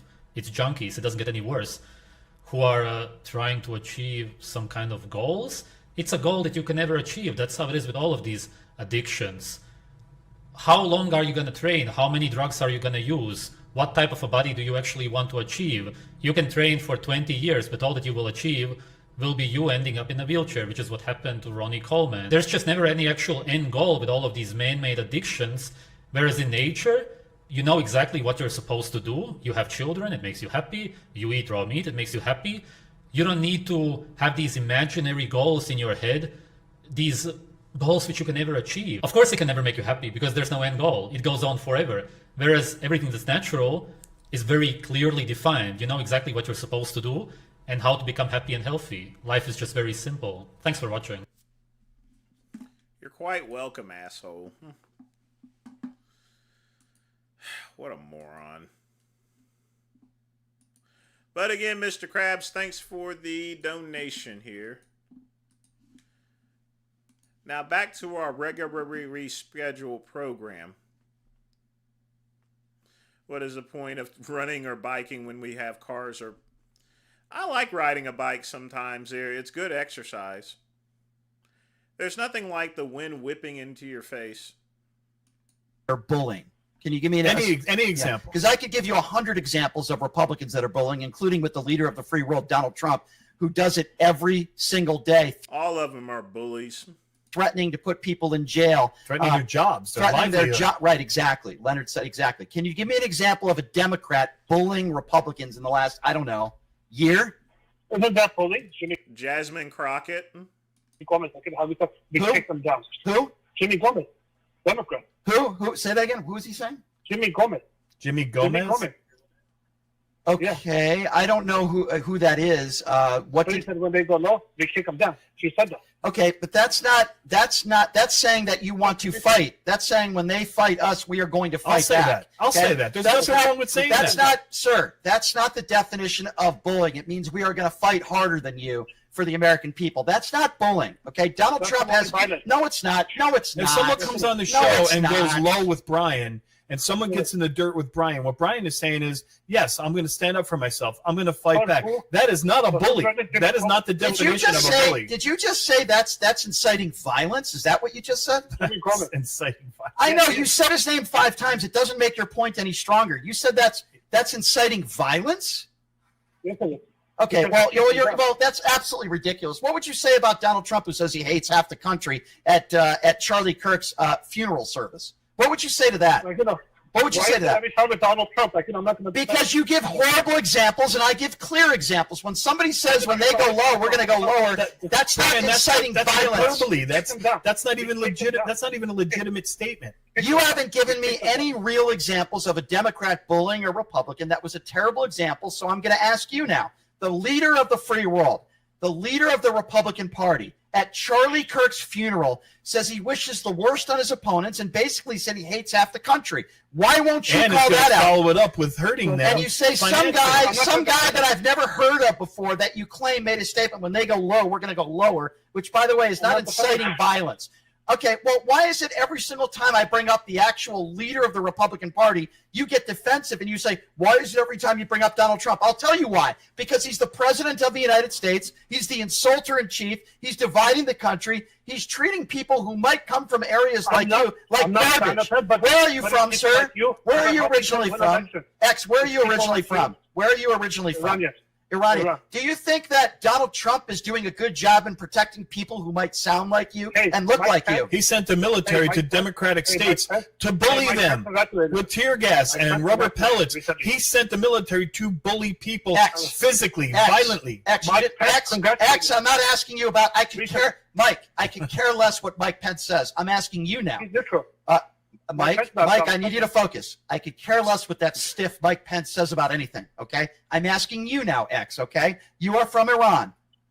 Do you think that Donald Trump has been good for the Iranian people and immigrants in general? Yes or no? As far as the border goes, nope, I didn't ask about the border. I didn't ask about. The relationship. Let's start that question again, and then he hangs up the phone again because he doesn't know how to debate. Typical MAGA. Here's the question that I was. They can't. They have no argument. No. You know, I didn't see your thing, Chuck E. Cheese. I've not been hunting in a very long time. I haven't. Much muscle? No. The steroids are more harmful there, but if you're just lifting every day and everything like that, you know, you're gonna be fine there, Kaizen. And my flexibility is great. I mean, just ask all the tans I've pounded. Just talking points. With no sense. Here's the question that I was trying to ask X, which he didn't answer. He said he's from Iran. I said, do you think Donald Trump has done a good job for the Iranian people? And he says, the border. I didn't ask him about the border. I asked him, is he doing a good job? By the way, last I checked, Donald Trump is the guy who dumped bombs into Iran. Okay? That's the guy that I checked. That last time I checked. And the guy that X brings up is some guy serving California's 24th district, a very, very small community in California. And that's his example. When I give the example of Donald Trump, who happens to be the president of the United States, he brings up some assemblyman or some guy who is, I don't know, some 24th district person. And he says, when they go low, they go lower. And that's his example of the left and the right doing the exact same thing. Not somebody. And can I say something on that? I didn't ask about at Charlie Kirk's funeral says he wishes to get defensive. And you say, what? I mean, Jasmine Crockett. That's all you have to say. Jasmine Crockett's a straight up bully, which I'm going to be honest with you. Democrats need a bully. They need to start bullying people. They're getting pushed around. Nick Fuentes will probably be dead before 2036. He won't make it to 2030, Matthew. Someone's probably going to end up killing him. I mean, I'll be honest with you. I don't see him living another couple of years if he keeps doing what he's doing. Every time you bring up Donald Trump, I'll tell you why. Because he's the president of the United States. He's the insulter in chief. He's dividing the country. He's treating people who might come from areas like garbage. Where are you from, sir? Where are you originally from?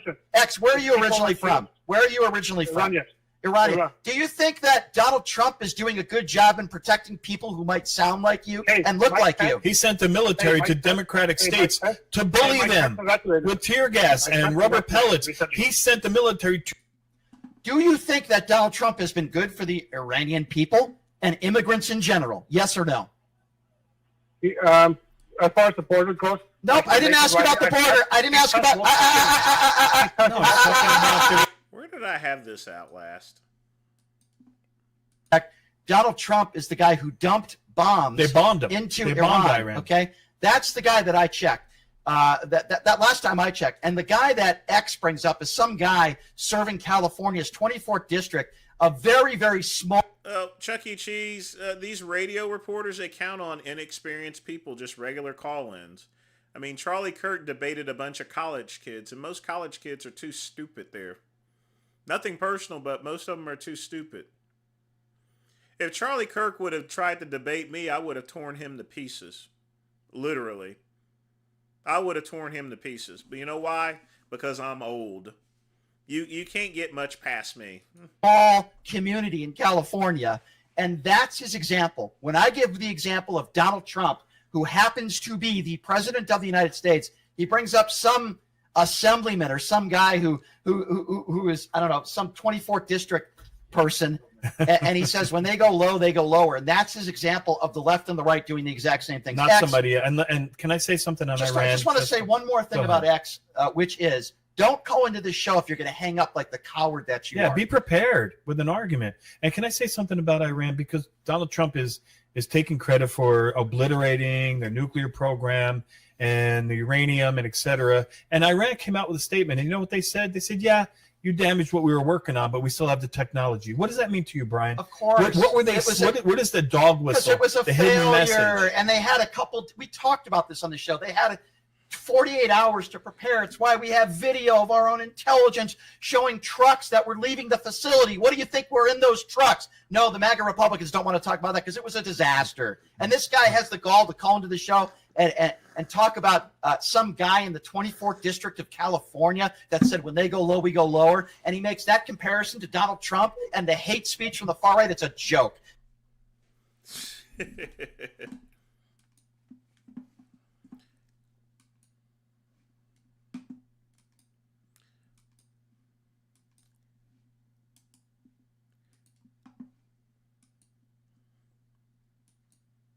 The guy wants some porn? Here's some porn. Anyone wants to come in here? You can hit me as hard as you can. One shot. Anybody. You stupid moron. Now you can, now you can blow the homeless guys with a wig on. Fucking cookie cutters. Where's the wrist straps at? Fucking wimps.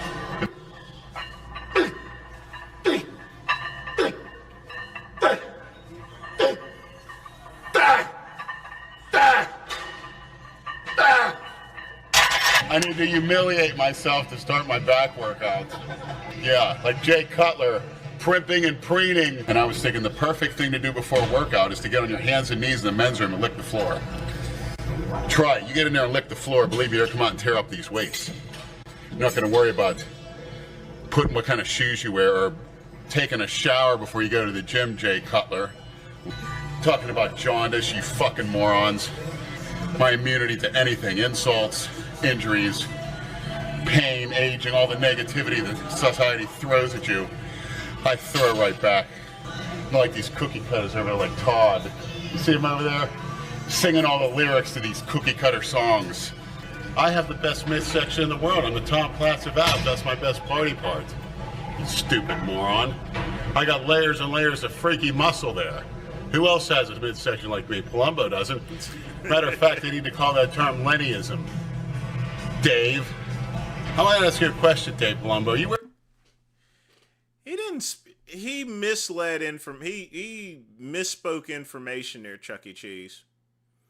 Especially the one thing that really pissed me off is the percentage of blacks that are in prison. 40%. It's actually much lower than that, but it doesn't matter whether the percentage of blacks was 40% or 30% or 20% or 10%. There's always going to be more niggers in prison than there is anything else. There's always going to be more Mexicans in prison, even if it was 20%. And the reason being, and this is on the government website, and it is cited as fact, and it's something that Charlie Kirk and all these other pundits, Megyn Kelly, ignore. And that's the simple truth. Minorities get longer prison sentence times. They're less likely to get parole. They also get higher fines as well. So it could be 5%, but there would still be more black people in there. There would still be more minorities. It is what it is there. This is why I tell people, the way to avoid that is not to go to prison to begin with. My mama taught me, son, you got 2 strikes against you already. 1, you're poor, and 2, you're black. I've so much taken care of the poor part, but I still got strike 1. All right? It is what it is, folks. But there's always going to be more minorities in prison than there's going to be whites. I mean, there was a white person there that mowed down 5 people, and he got probation. Now, if that was a black man that went and mowed down 5 people when they were drunk, he would be in prison for the rest of his life. Literally. So the percentage doesn't really matter, you know. And folks, I was a detention officer. I was a corrections officer. I know these things. It's on the government websites here. You know, it doesn't have anything to do with percentages here. It really doesn't. It could be 5% or 10%. There's always going to be more coons in prison than white folks here. It's just because of those reasons. Wearing eye makeup, piles of shit over there. They never look any different year after year. They're fat, weak as hell. Jason just posted this little video on Instagram. Listen to what he says and tell me what the... It's not out of context. He just leaves out information that's relevant there, Chuck E. Cheese. It's sort of like, well, let me finish this. I'm gonna finish this video first here, and I'll explain a couple things here. Decarb loading? Decarb loading and carb loathing? He posts about 2 of these a day on Instagram, 1 or 2 a day. And Decarb loading! That's a new one. Carb load. I just started decarb loading. He just started decarb loading. He said that already. Yeah. Who the hell drives in their car? What's a fucking camera? I started decarb loading. This is great. I just started decarb. It's like a broken record. It just goes over and over infinitely. Is he saying this consecutively or? No, it loops over and over like a broken record. Like this? Decarb loading? Just keep watching. Just keep watching it over and over and over. It's like torture. It is. I think this is what hell is. They sit you down and have you watch this for eternity. They can torture prisoners in Guantanamo Bay. Good idea. And I think the hardcore porn addicts, when they die and they go to hell. Here we go. They want some porn? Satan's going to say, Lucifer, here's some porn. You watch this for eternity. So, Chuck E. Cheese, one of my biggest... God, I miss Big Lenny here. So, one of the things that's been throughout history is not a matter of lying. It's just leaving out certain things in order to persuade truth there. Now, you ever, Chuck E. Cheese folks, fellow piss troopers, have you ever heard of the Slave Bible? Have you guys ever heard of that? See, this is something my granddaddy Plumber Senior taught me. Yes, his first name was Plumber. You know, as in fixing pipes and shit. Oh, my granddaddy Plumber Senior told me about the Slave Bible. Now, what the Slave Bible is, basically, the massa would hand Bibles out to the coons, the slaves and stuff like that. To my relatives, the Petersons and stuff. Or Stevenson, excuse me. And basically, the Slave Bible is a very shortened version of the regular King James version of the Holy Bible. And it was carefully made, and it took out, and it was only, the book was about maybe 30% the size of the actual Bible.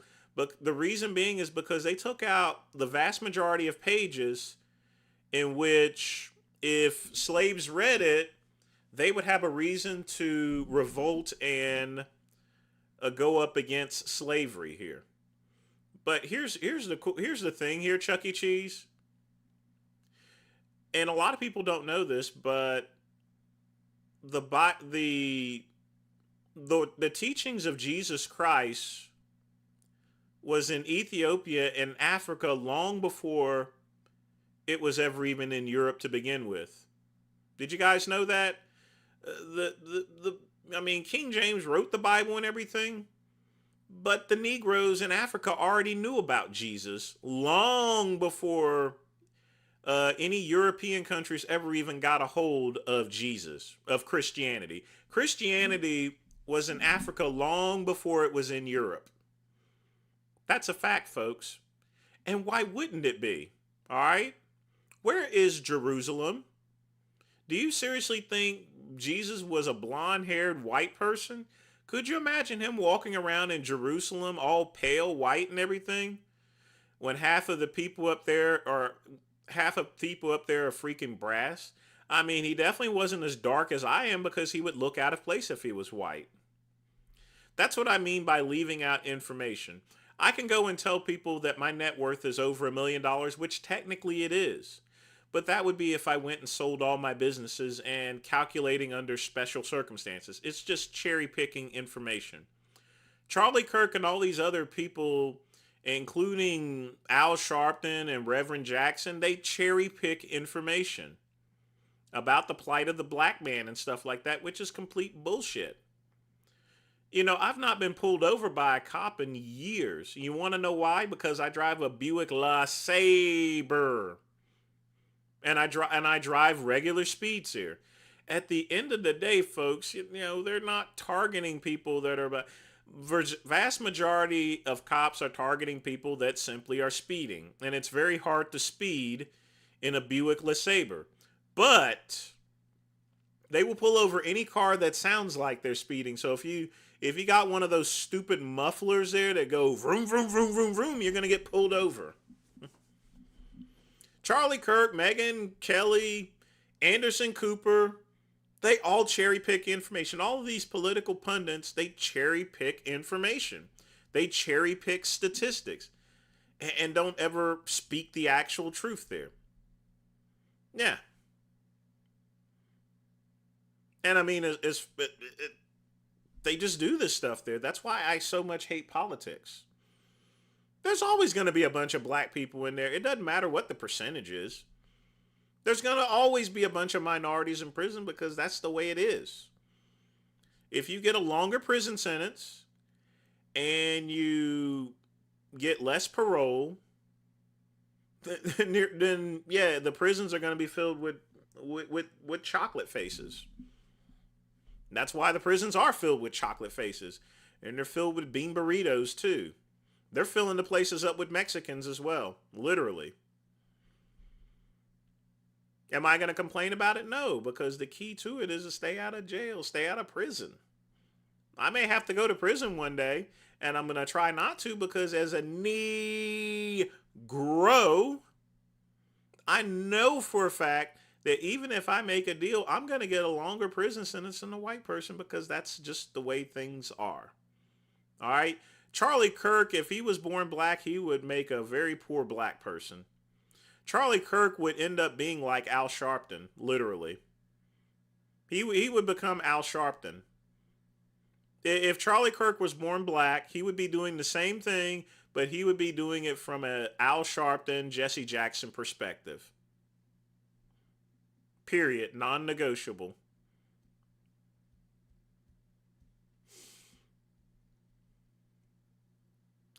So being woke and being light of criminals is the answer. You know, that's the thing there, Chuck E. Cheese. I don't have the answer. Here's my whole kick on things. And this is why I also hate the term white privilege there. White privilege means I'm already prejudging white people to have privileged lives without actually knowing them, knowing the experiences they've been through and the problems and stuff. It's automatically assuming that white people have the great good life simply because they're white. And we all know that's bullshit. And then cultural appropriation. White people had dreadlocks long before black people did. The Vikings had dreadlocks long before black folks. I mean, if we're talking about cultural appropriation, look what I'm wearing. I'm wearing a t-shirt. I wear pants. I'm wearing a robe. None of that stuff was in Africa. If by all accounts that I'm appropriating certain things, then I should be walking around barefooted with a fucking loincloth and stuff, you know? Cultural appropriation and white privilege is bull crap, you know? And black people need to stop that crap, you know? Literally. It goes on both sides, folks. It really does.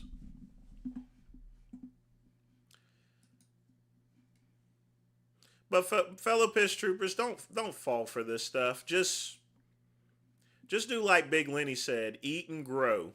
That's it. Eat, grow, and sleep. Because those are the three most honest things you could do. Eating, growing, and sleeping never bothered anyone. Ever. It really never did.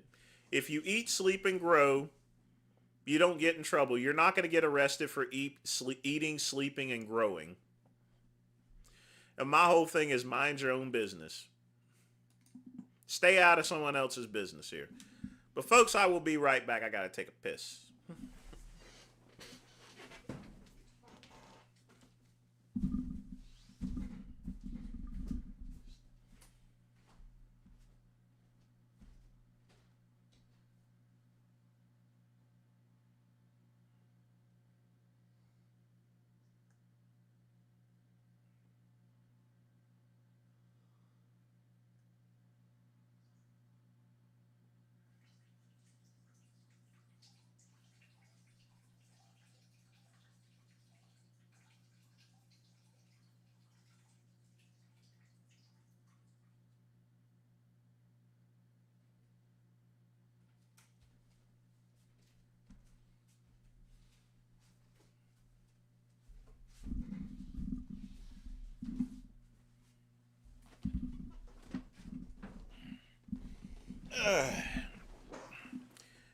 Yeah, folks, we don't have a race issue in America. We just have a reality issue where every one of these pundits are like snake oil salesmen.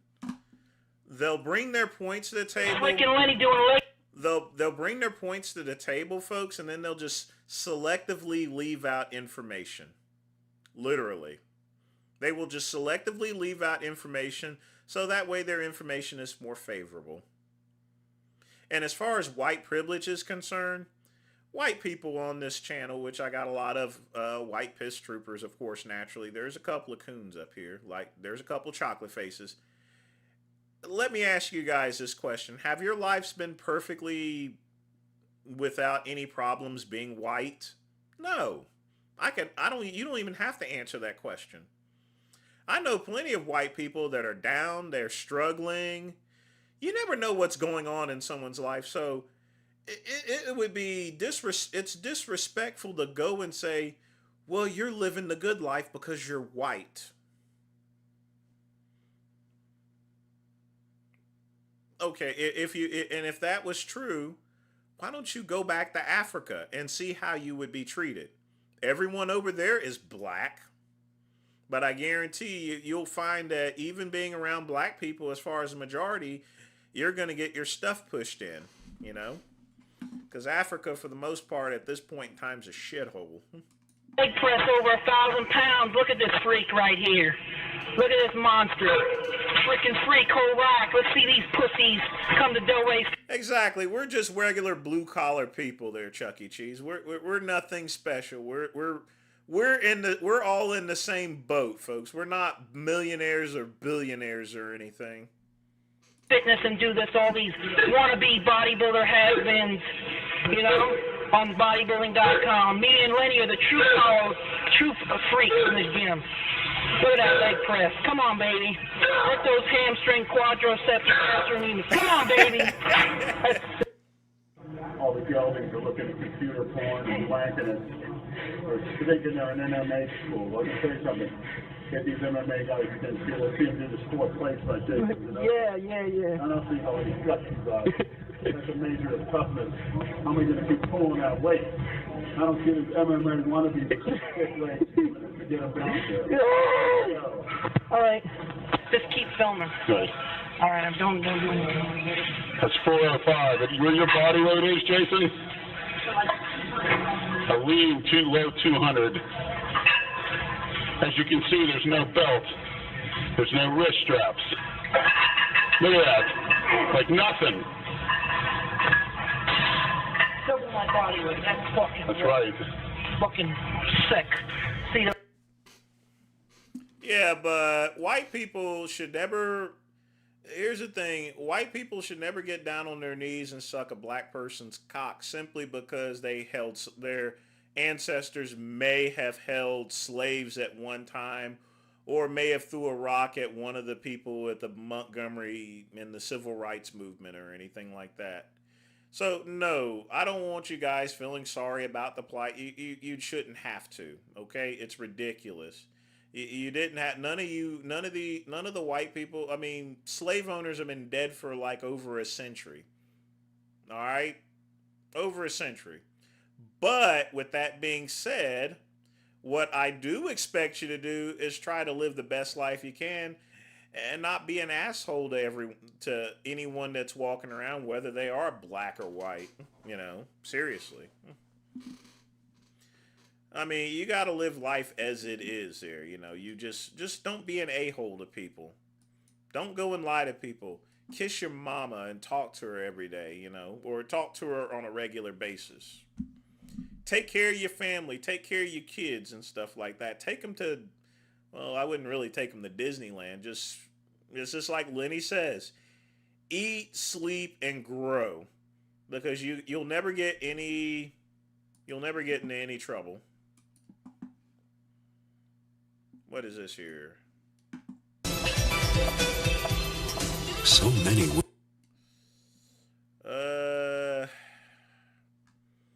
Yeah, I should be fine with this one. Women to fuck in so little time. Ah. Hi, Kaito. Well, hi. Okamoto. It seems a long time since you were on campus. I was starting to wonder if you'd given up. No, but I've stopped studying for a while. I set myself up in business. What kind? Well, I'm working as a male prostitute. A prostitute? Yeah, there's big bucks to be made. You're Obviously, this is dub, but... kidding. Nope. You are? I'm not. I've just fucked a I don't think the speed is on. It's running at normal. Be fashion quiet, buyer please. from out of town. Paid well. You're not kidding? Well, time is money, as they say, so I gotta go, even though it's been a real pleasure seeing you again. Hey, why the big rush? Hmm? How about me buying some time? You're a friend. If you and I meet back on campus, I might give you a free one. Yeah, but now it's strictly business. I don't come cheap.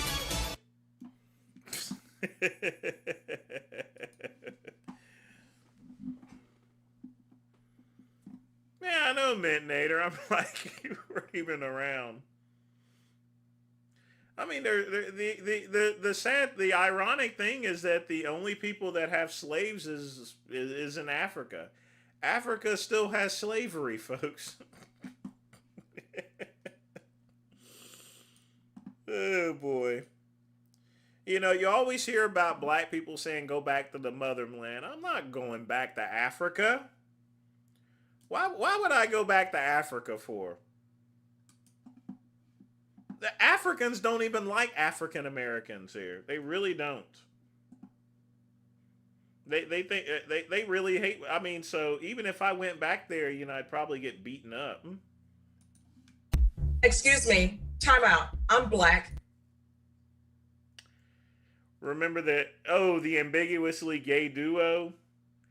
Oh, I used to love that show with Colbert and everything. Man, that was just so funny. Good classes. Hey, what are you guys looking at? Oh, nothing. And guess what? I'm not wearing a do-rag on the screen. Don't try to tell because me I'm in what's the happening with the black culture. Because honestly, I believe we're not comparing and contrasting. I'm talking I'm about older me, not than you, and I know more about the black culture than you, and I respect the black culture. I can't understand what this coon is talking about there. I really can't. I mean, I'm going to speed this up a little bit. Because we got to get going. R0666, State of Texas versus Faith Aaron Sutherland Trevino. Can I have the parties announced for the record, please, for the state? Marcus Sanders. For the defense? James Merritt, court-appointed attorney for Faith Sutherland. Mr. Trevino, I'm showing you a document entitled Court Admonished. Review that document with your attorney, and did you understand it? Yes, ma'am. Counsel, do you wait? Just 1 second. I'm sorry. Mr. Trevino? Yes, ma'am. Are you wearing that headdress because that's your religion, or is there something else going on? What are you talking? My do-rag? Yeah, you need to take that off. I don't know where everybody thinks they are, but you're in court. How long is it going to take your client to remove her do-rag and dress appropriately and be ready for court, Mr. Myrick? Yeah. Honestly, I thought that was kind of native scarf or something on her head, but maybe it wasn't. All right. I need to wear it because I was in my house. Oh, someone told me that I had to dress properly in my house, so I wasn't aware of that. Sorry, that's my fault. No, you're in a courtroom. And honestly, I don't know why anyone would want to be seen in public with a do-rag. That's what we do. Parades, the black culture.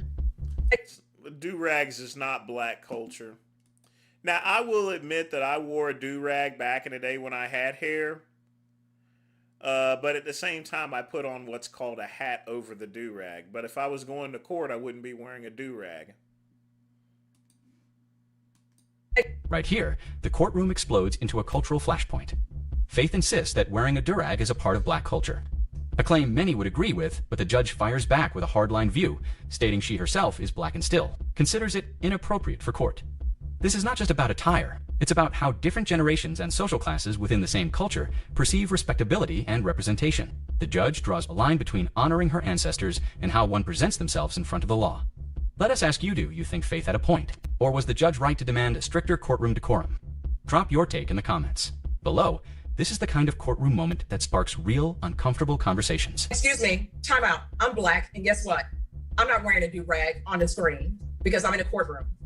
Not only am I not wearing a do-rag, I'm not picking up unauthorized uses or criminal cases. So please, don't try to tell me what's happening with the black culture, because honestly, I believe we're not comparing and contrasting. I'm older than you, and I know more about the black culture than you, and I respect the black culture by remembering that my ancestors were slaves, and I'm not going out picking up criminal cases.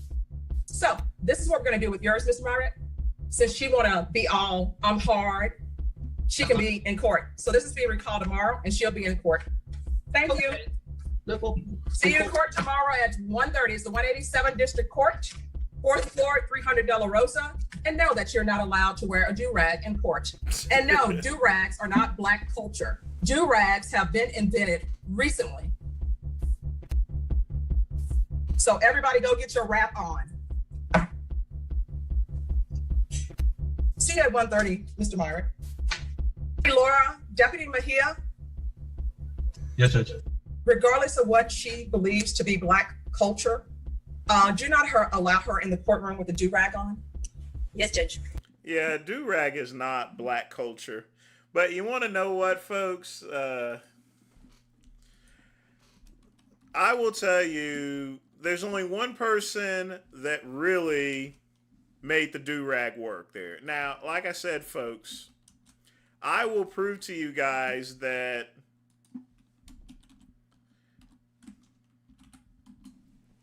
there's only one time that the do-rag actually worked. I mean, I will tell you that right now. Now, this guy, he managed to pull off the do-rag just fine. Just fine, folks. He didn't...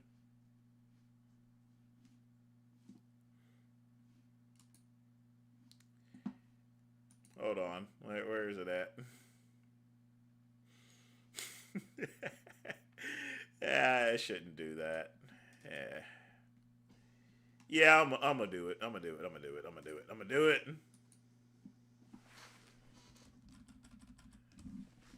There's only one person that's pulled off the do-rag. Vincent Kennedy McMahon. Y'all remember that time in the Attitude Era where Vince McMahon would just walk around with a do-rag on? Man, that was some minty time there. He won the ECW World Heavyweight Champion wearing a do-rag. And if she's not dressed appropriately for court, then we will send her home so she can become dressed appropriately. Yes, ma'am. Now I'm going to have to start giving history lessons, Brenna. Young people. All right. Faith, Aaron, Sutherland, Trevino. She dressed appropriately, court, without a do-rag on her head? Yes, ma'am.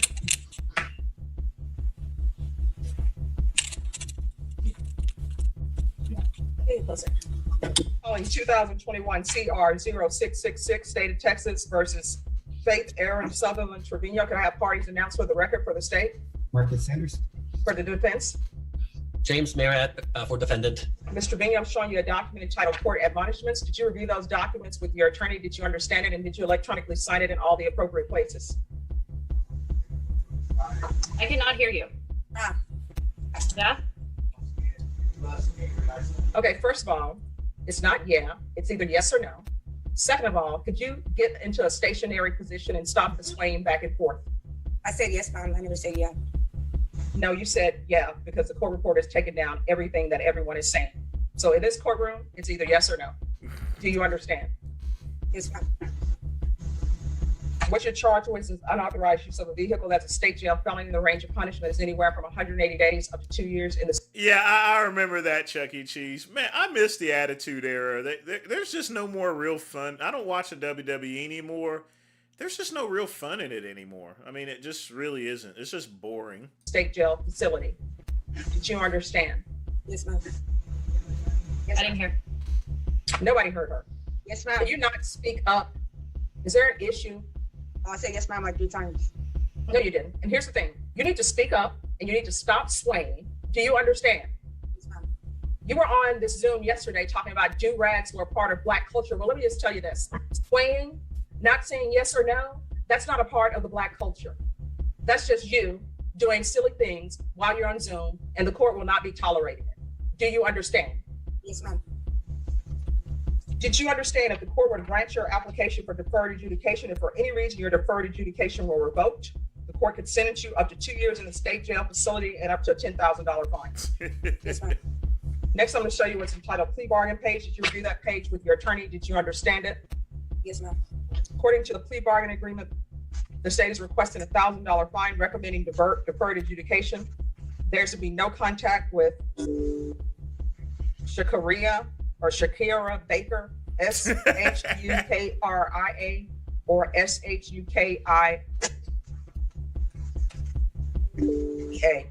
Did you understand that to be the plea bargain agreement? Yes, ma'am. Next, I'm showing you outside the plea bargain agreement, the state is requesting that your deferred adjudication. Well, I wore a wave cap, but sometimes I would wear a do-rag. But the purpose of it wasn't because of black culture. It was so I can get waves.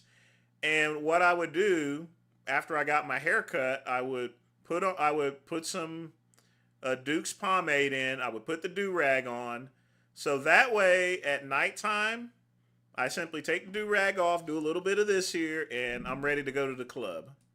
Before a term of 2 years, there'll be a TAP evaluation, 120 hours community service, restitution, and CATS 1 and 2. Did you understand those recommendations from the state, and the court does not have to follow those recommendations? But folks, you only needed to wear a do-rag for maybe a couple of hours. I wore mine all day because it was just easier, but I wore it at home.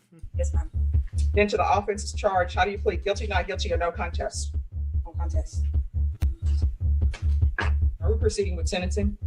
No objection to that. We hope so. Yep. Anything you wish to say on behalf of your client?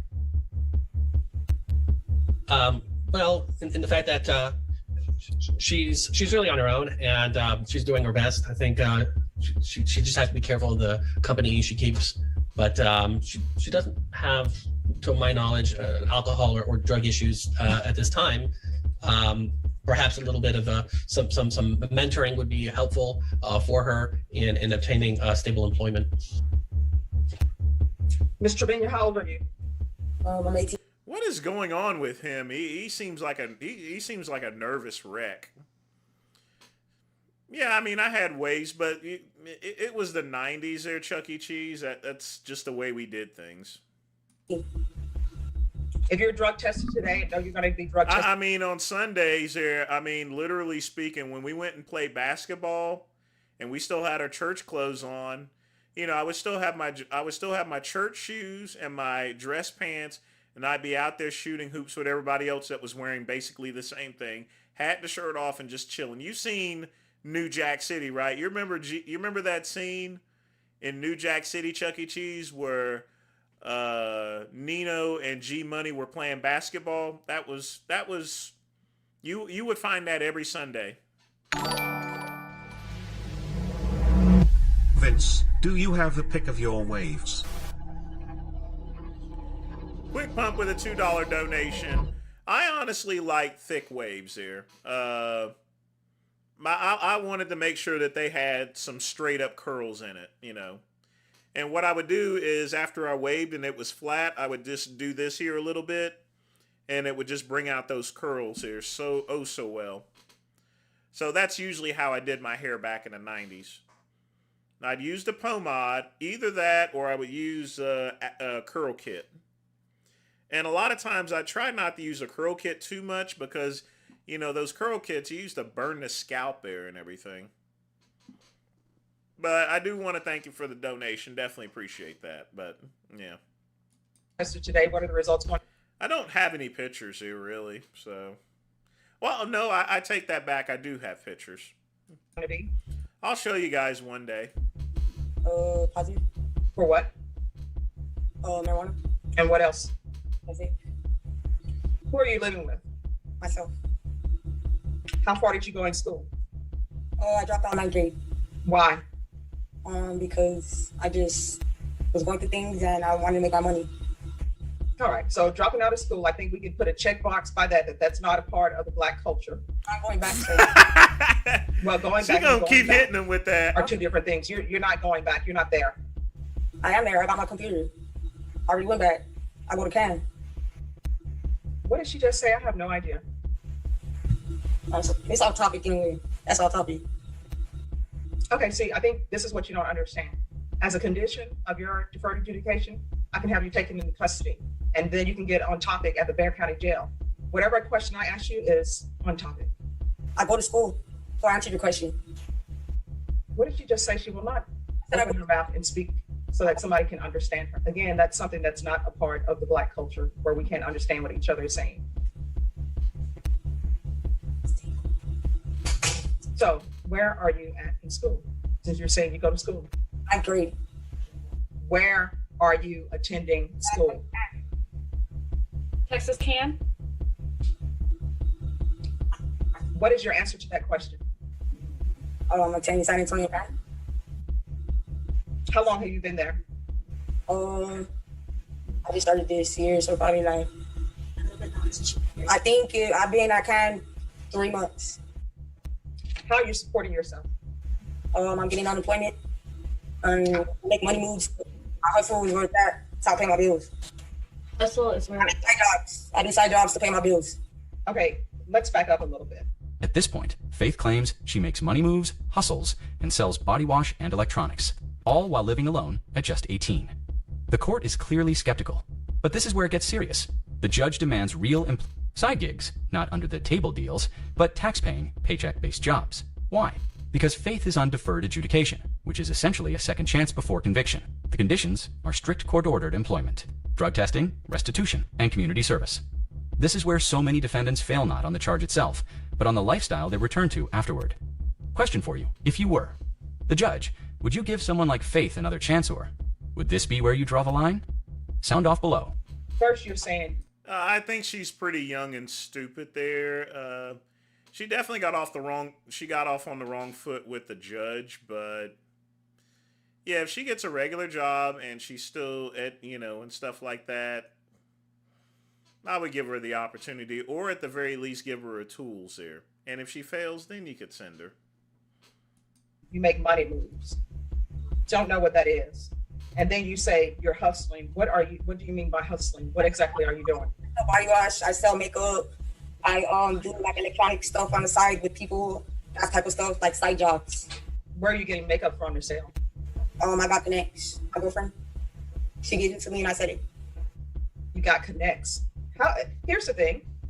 People, could we all pretend, even if it's not true, let's pretend like we have formal education, that we went to school, and let's stop using slang.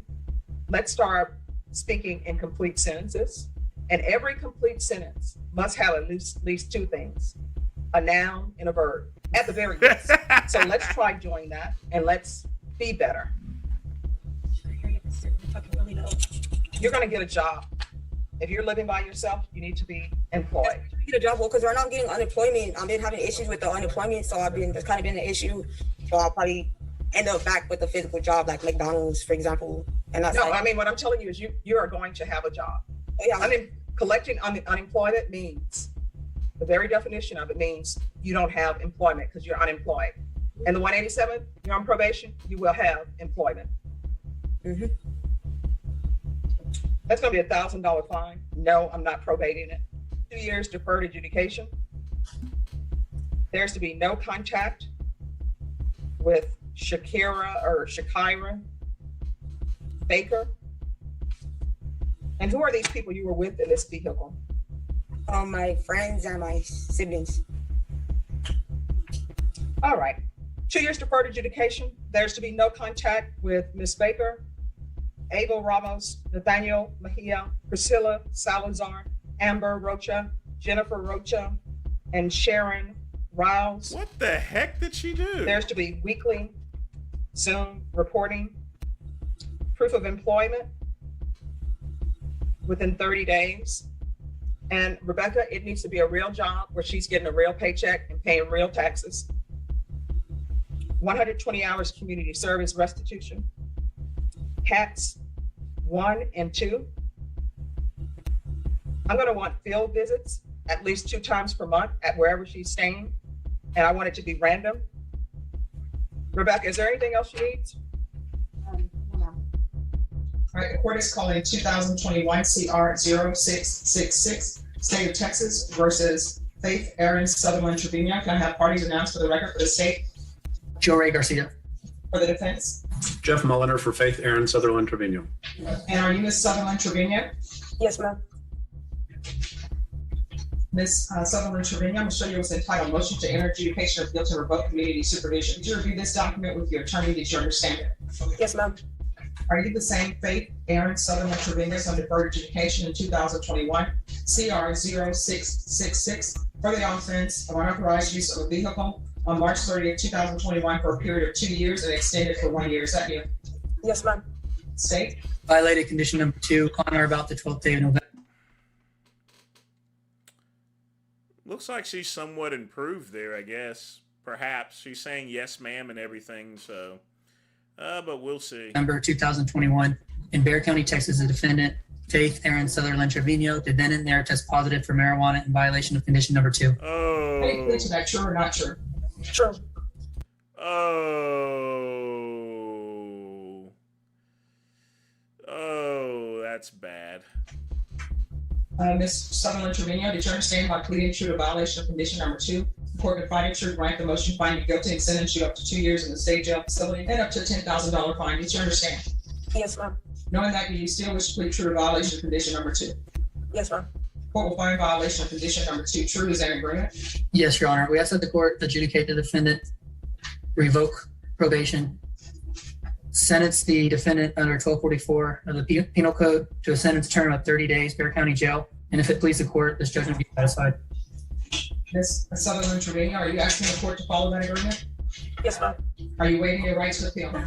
Yes, ma'am. All right, the court will follow your agreement as previously stated. The court is finding violation of condition number 2 true. Court will grant the motion, find you guilty, not grant you community supervision, sentence you to 30 days in the Bexar County Jail under 12.44.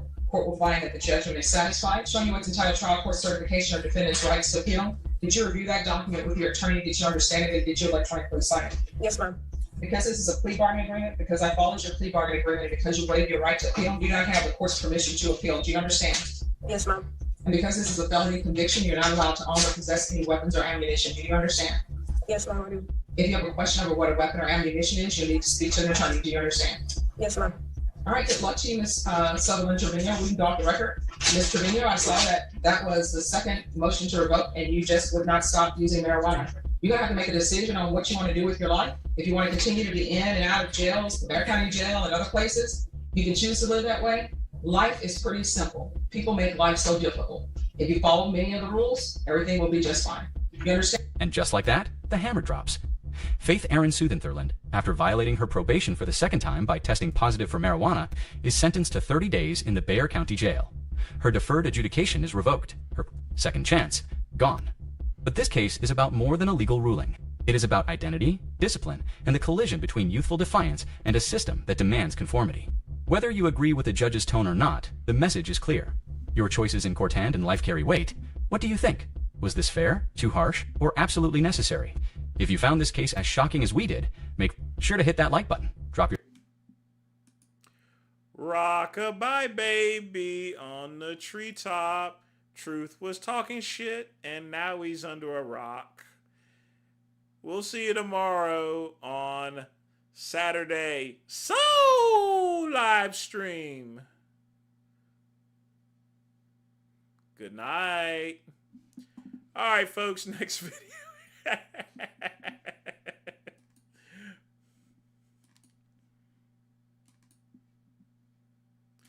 All right, let's see what we got here. Some good old Blaha mints.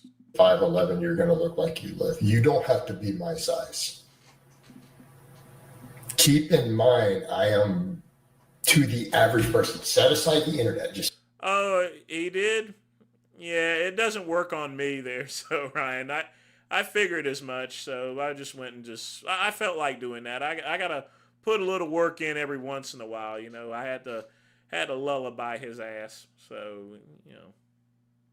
stop at the internet. To the average person, I'm pretty much comic book character size. Like I know the internet doesn't grasp that. You don't have to be at my size for the average person to know that you lift and to recognize you as a lifter. It's just not necessary.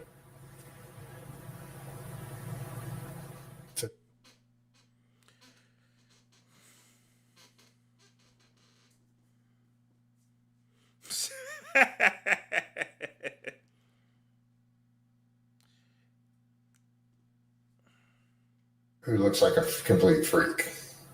Keep in mind, guys, most pro bodybuilders are really, really short. Those stats are lies. Like, I've met plenty of Olympia contenders, and not one of them was my height. None of them, ever. Including Ronnie Coleman, including Dorian Yates. These guys aren't 5'10". Just stop.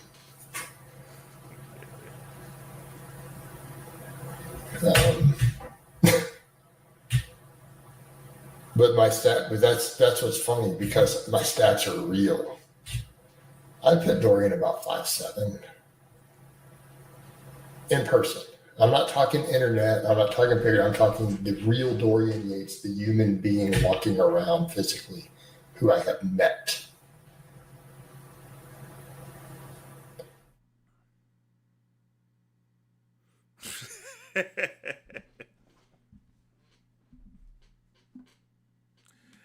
Now, I will give Blaha credit. He is strong, and he is stronger than your average person, which he should be, given all that powerlifting that he does. But at the same time, his genetics are just horrible. He just looks weird.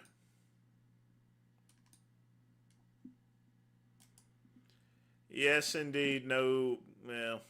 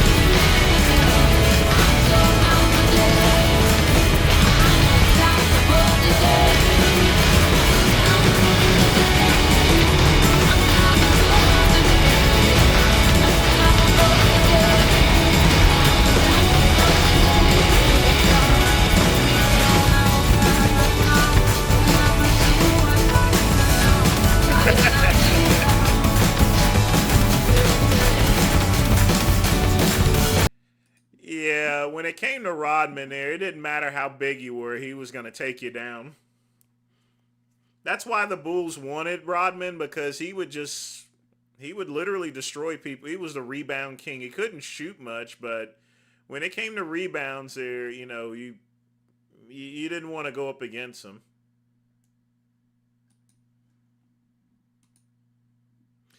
Yeah, Truth tends to block everyone out there so they can't see the comments here. So, but you know, at the end of the day, he's on my channel. I can see everyone. So.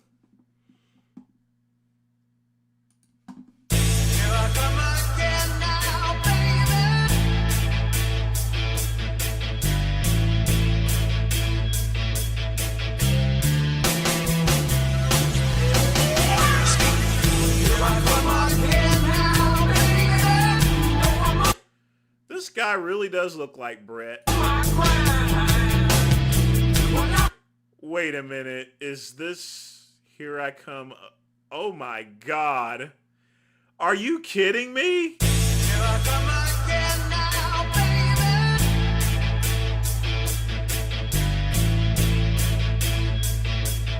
Yeah, my stocks are doing pretty good for once, as well as my gold. My gold has done great.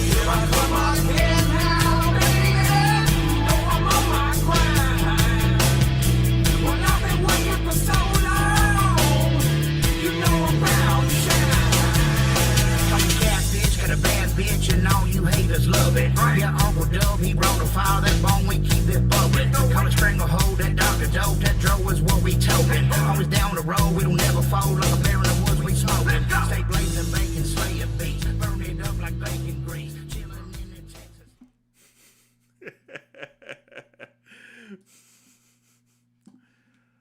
Unbelievable.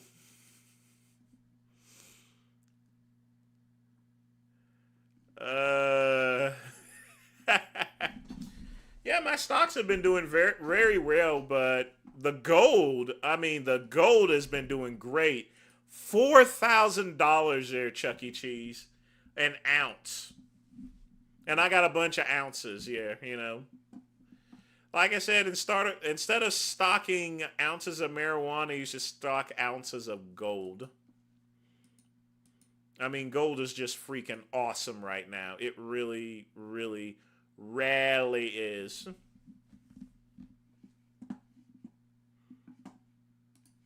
Think this ring is your happy little neighborhood, huh? You think your hero's gonna come save you? Not tonight. Not in my neighborhood. What's his name? Tell me. John. Wrong. The only name that matters is... Think this ring is your happy little neighborhood, huh? You know, there's been these TikTok channels here. They got MLK, heel turn and stuff like that. Have you noticed that, Chuck E. Cheese?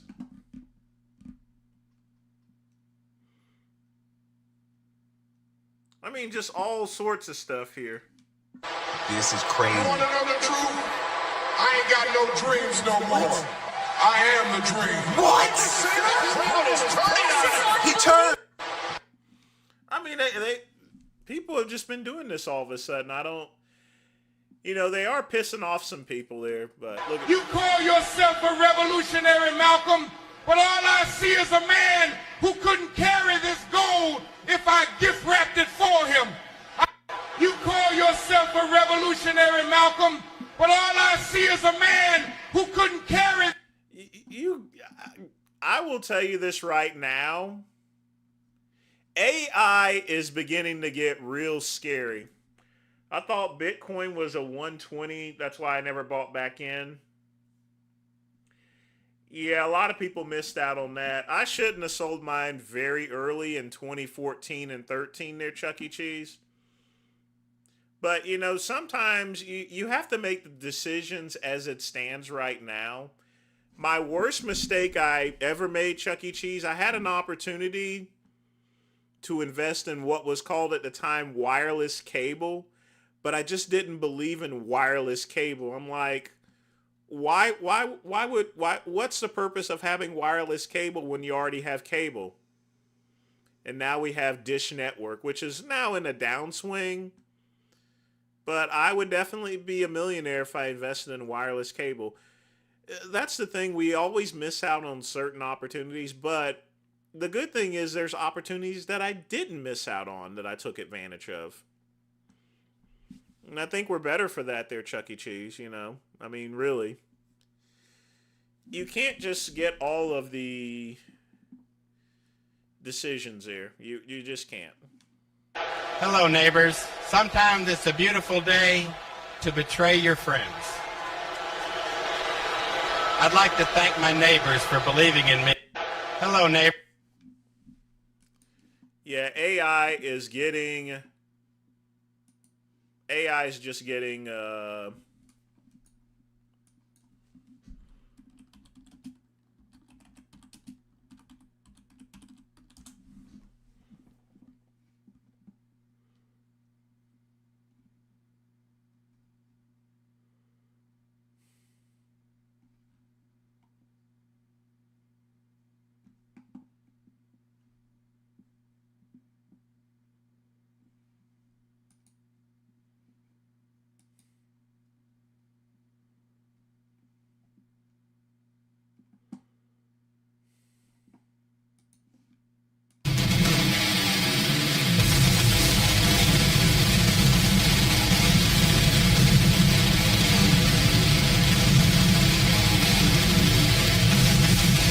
If you're right, and I see you up there, if there is an afterlife, I'll see you there. We will see. We'll see Christina there. Of course, she's an angel. Yeah, good. You know why I'm not afraid to die? Very simple. When I'm dead, I'll be waiting for Christina. Trust me. For you. Christina is coming right to me. She has done it before.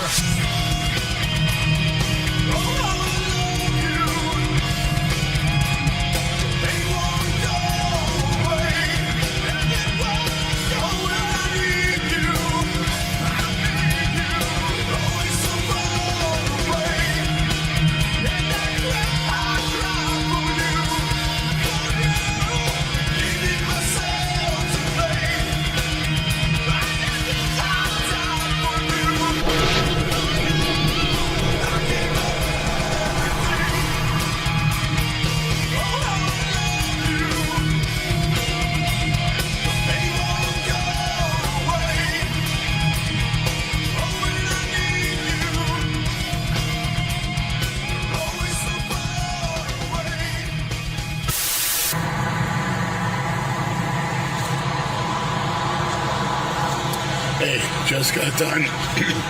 Leg workout. Back on the bicycle. You gotta be a freak.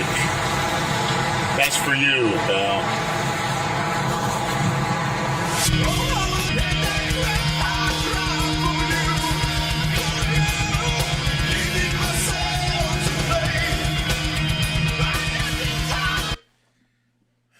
I think that's a good point to leave off as far as videos are concerned.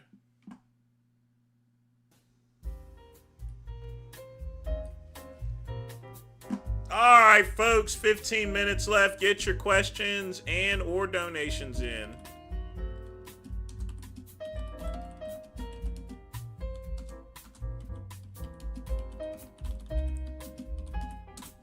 Yep, no more videos. We're going to leave it off with Big Lenny. We're going to end the show with Big Lenny.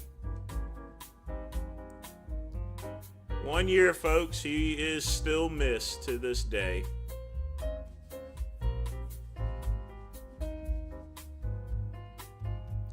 But yeah, stocks have been relatively good despite the business debt I have. I mean, the increase in gold has more than made up for it. So I will say I'm quite happy.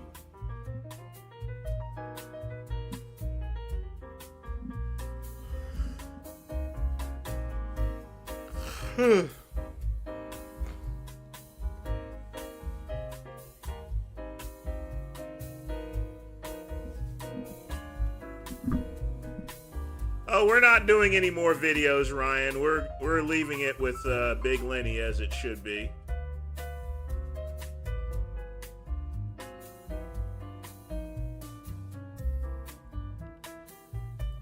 I'm still not exactly good at stocks there, Chuck E. Cheese. I will be honest with you, I'm kind of mediocre.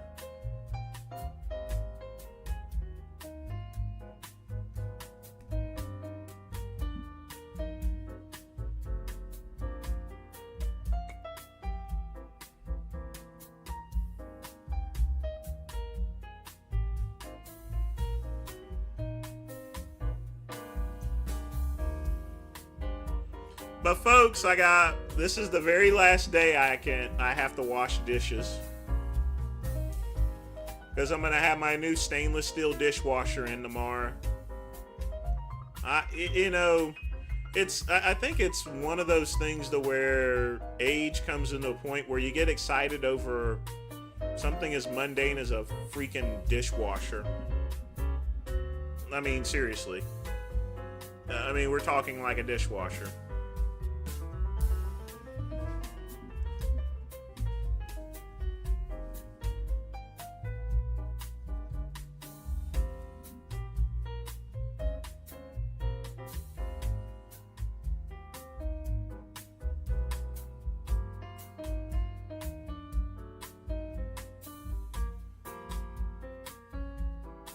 Oh, that's all right there.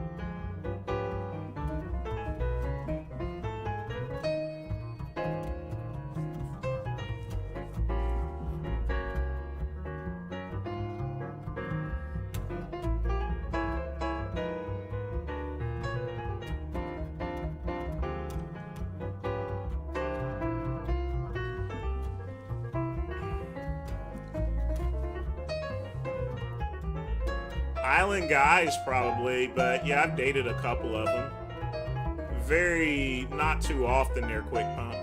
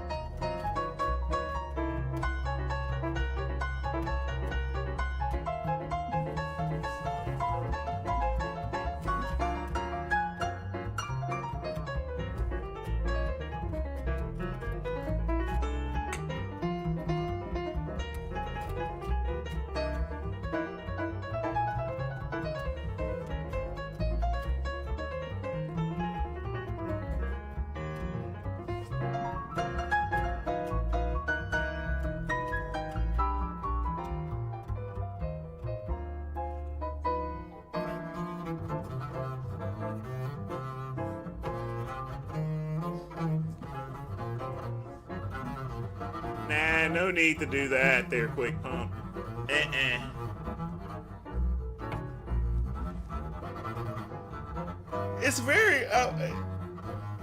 It's very rare in South Carolina to run into island women, generally because of the environment. Most island women there, quick pump, are going to be in places like Florida, for example. They're not going to be in South Carolina.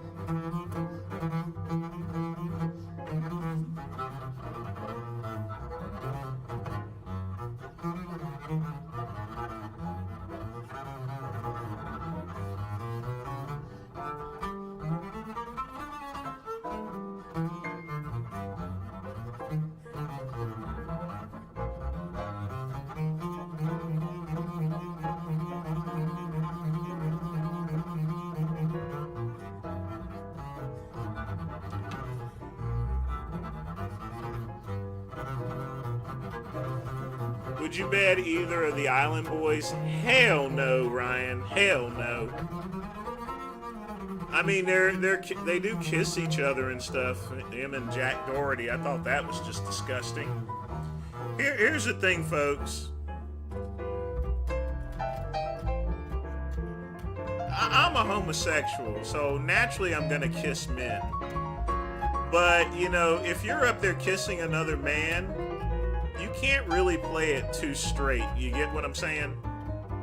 Straight men don't kiss each other. They just don't. I mean, they could kiss each other on the cheeks and everything. That might be, that's going to be acceptable.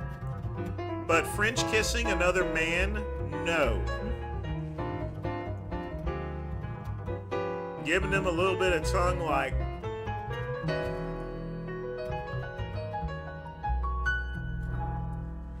if you're French kissing and giving tongue to another man, and you're getting a little semi-woody, you might be just a little bit of homo. Indeed, you may indeed enjoy the company of other men. You may want to tickle the pickle or lift the hips.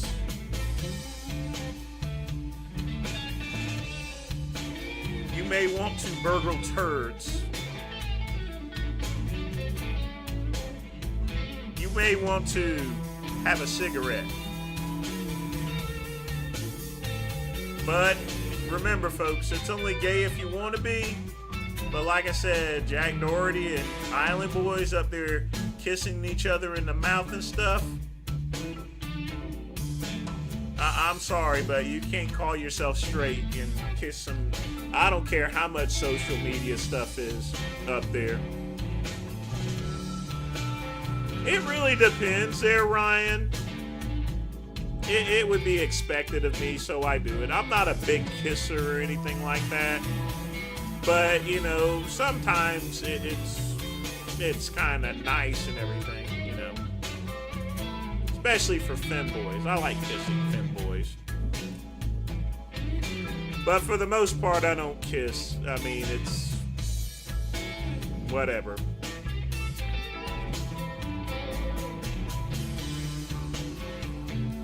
But sometimes your tans like to be kissed and femboys like to be kissed, so I'm like, okay, it's fine. It's cool. We can do that. As long as I can get in the trunk.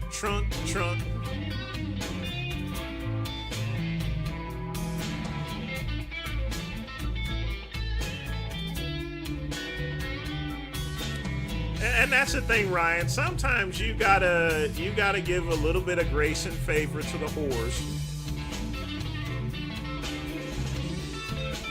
You gotta give them more than the dick. Alright?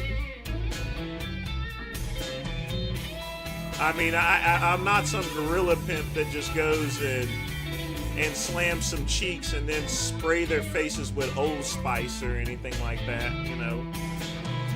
You got to give them a little bit more than the bacon drippings, you know. Got to give them another. No, I would kiss Liddy.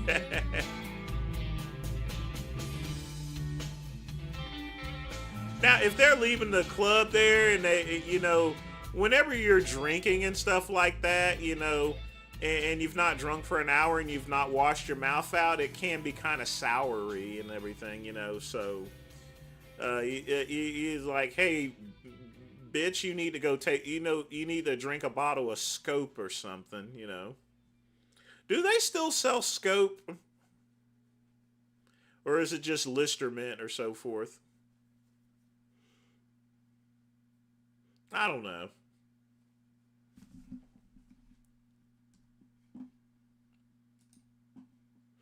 But folks, we got 5 minutes left. Get your questions in. Let's do a little bit of Lazy Porch Swing Blues.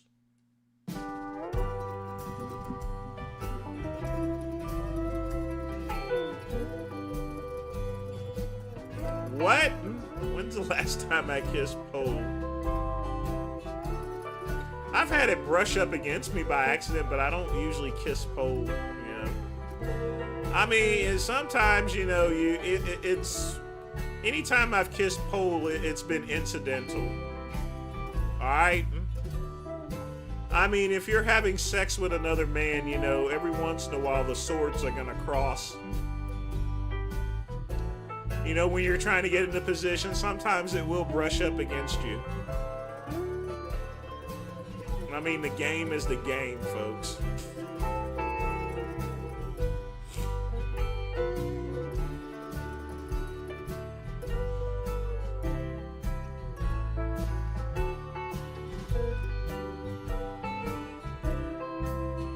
You try not to think about that, you know. That's why I have curtains in my bedroom, and I get the room real dark. All right. I know, I remember that. You know, I'm kind of surprised that Jake the Snake Roberts is still alive, but not Rick Rude. It's just the oddities of things. Rick Rude's problem is that he just couldn't give up the stuff.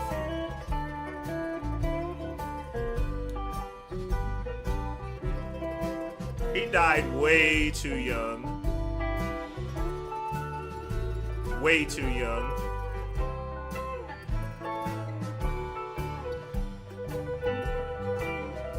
And he was messing with that damn GHB too, so...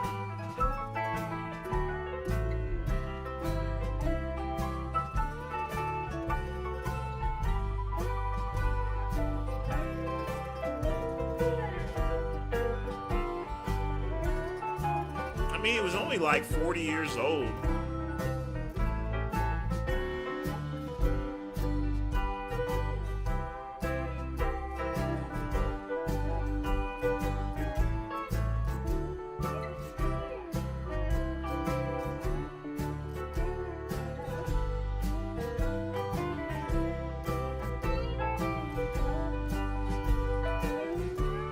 Well, Chuck E. Cheese,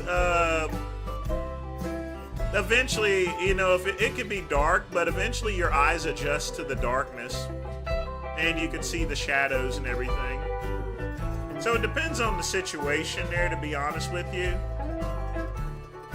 But yeah, sometimes it will brush up against you.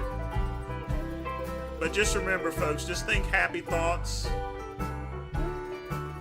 and thinking of being just up inside them, you know, up in them guts.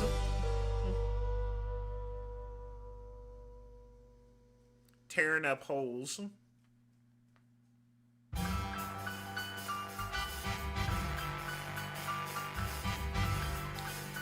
They know what they want, and you just got to give it to them. They know what they came for. You're coming back to my bedroom. What, do you think we're going to sit there and watch TV? No.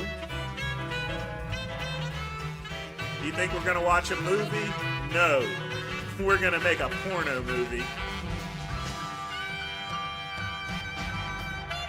And you know what, folks? I'm Rocco. Definitely not Ryan, because that stuff messes up your heart. Never take that stuff. That fin, that just enlarges your heart. You don't want that. You combine that along with steroids, that's never, that stuff there, Ryan, with steroids. You have steroids that's gonna enlarge your heart, and you got that stuff that's gonna enlarge your heart. That's a good way to die. An early death. You need freaky full lighting experience? Hey, you do you know. Hey, like I said, it's not like I haven't done it with the lights on or anything like that. You know, but I just have my taste and everything, you know. I just want to feel those guts around my schlong. Around my schliddel. But folks, it is now midnight, and that is the end of the show. I do want to thank Quick Pump. And I want to thank Mr. Crash for donating. I want to thank everybody for joining me, folks. Tune in tomorrow for Saturday Soul. It's going to be an odd day because I don't know when they're going to deliver the dishwasher. But once again, folks, I thank you for joining me. Rest in peace, Big Lenny. We still miss you. And I'm out, and always peace and soul.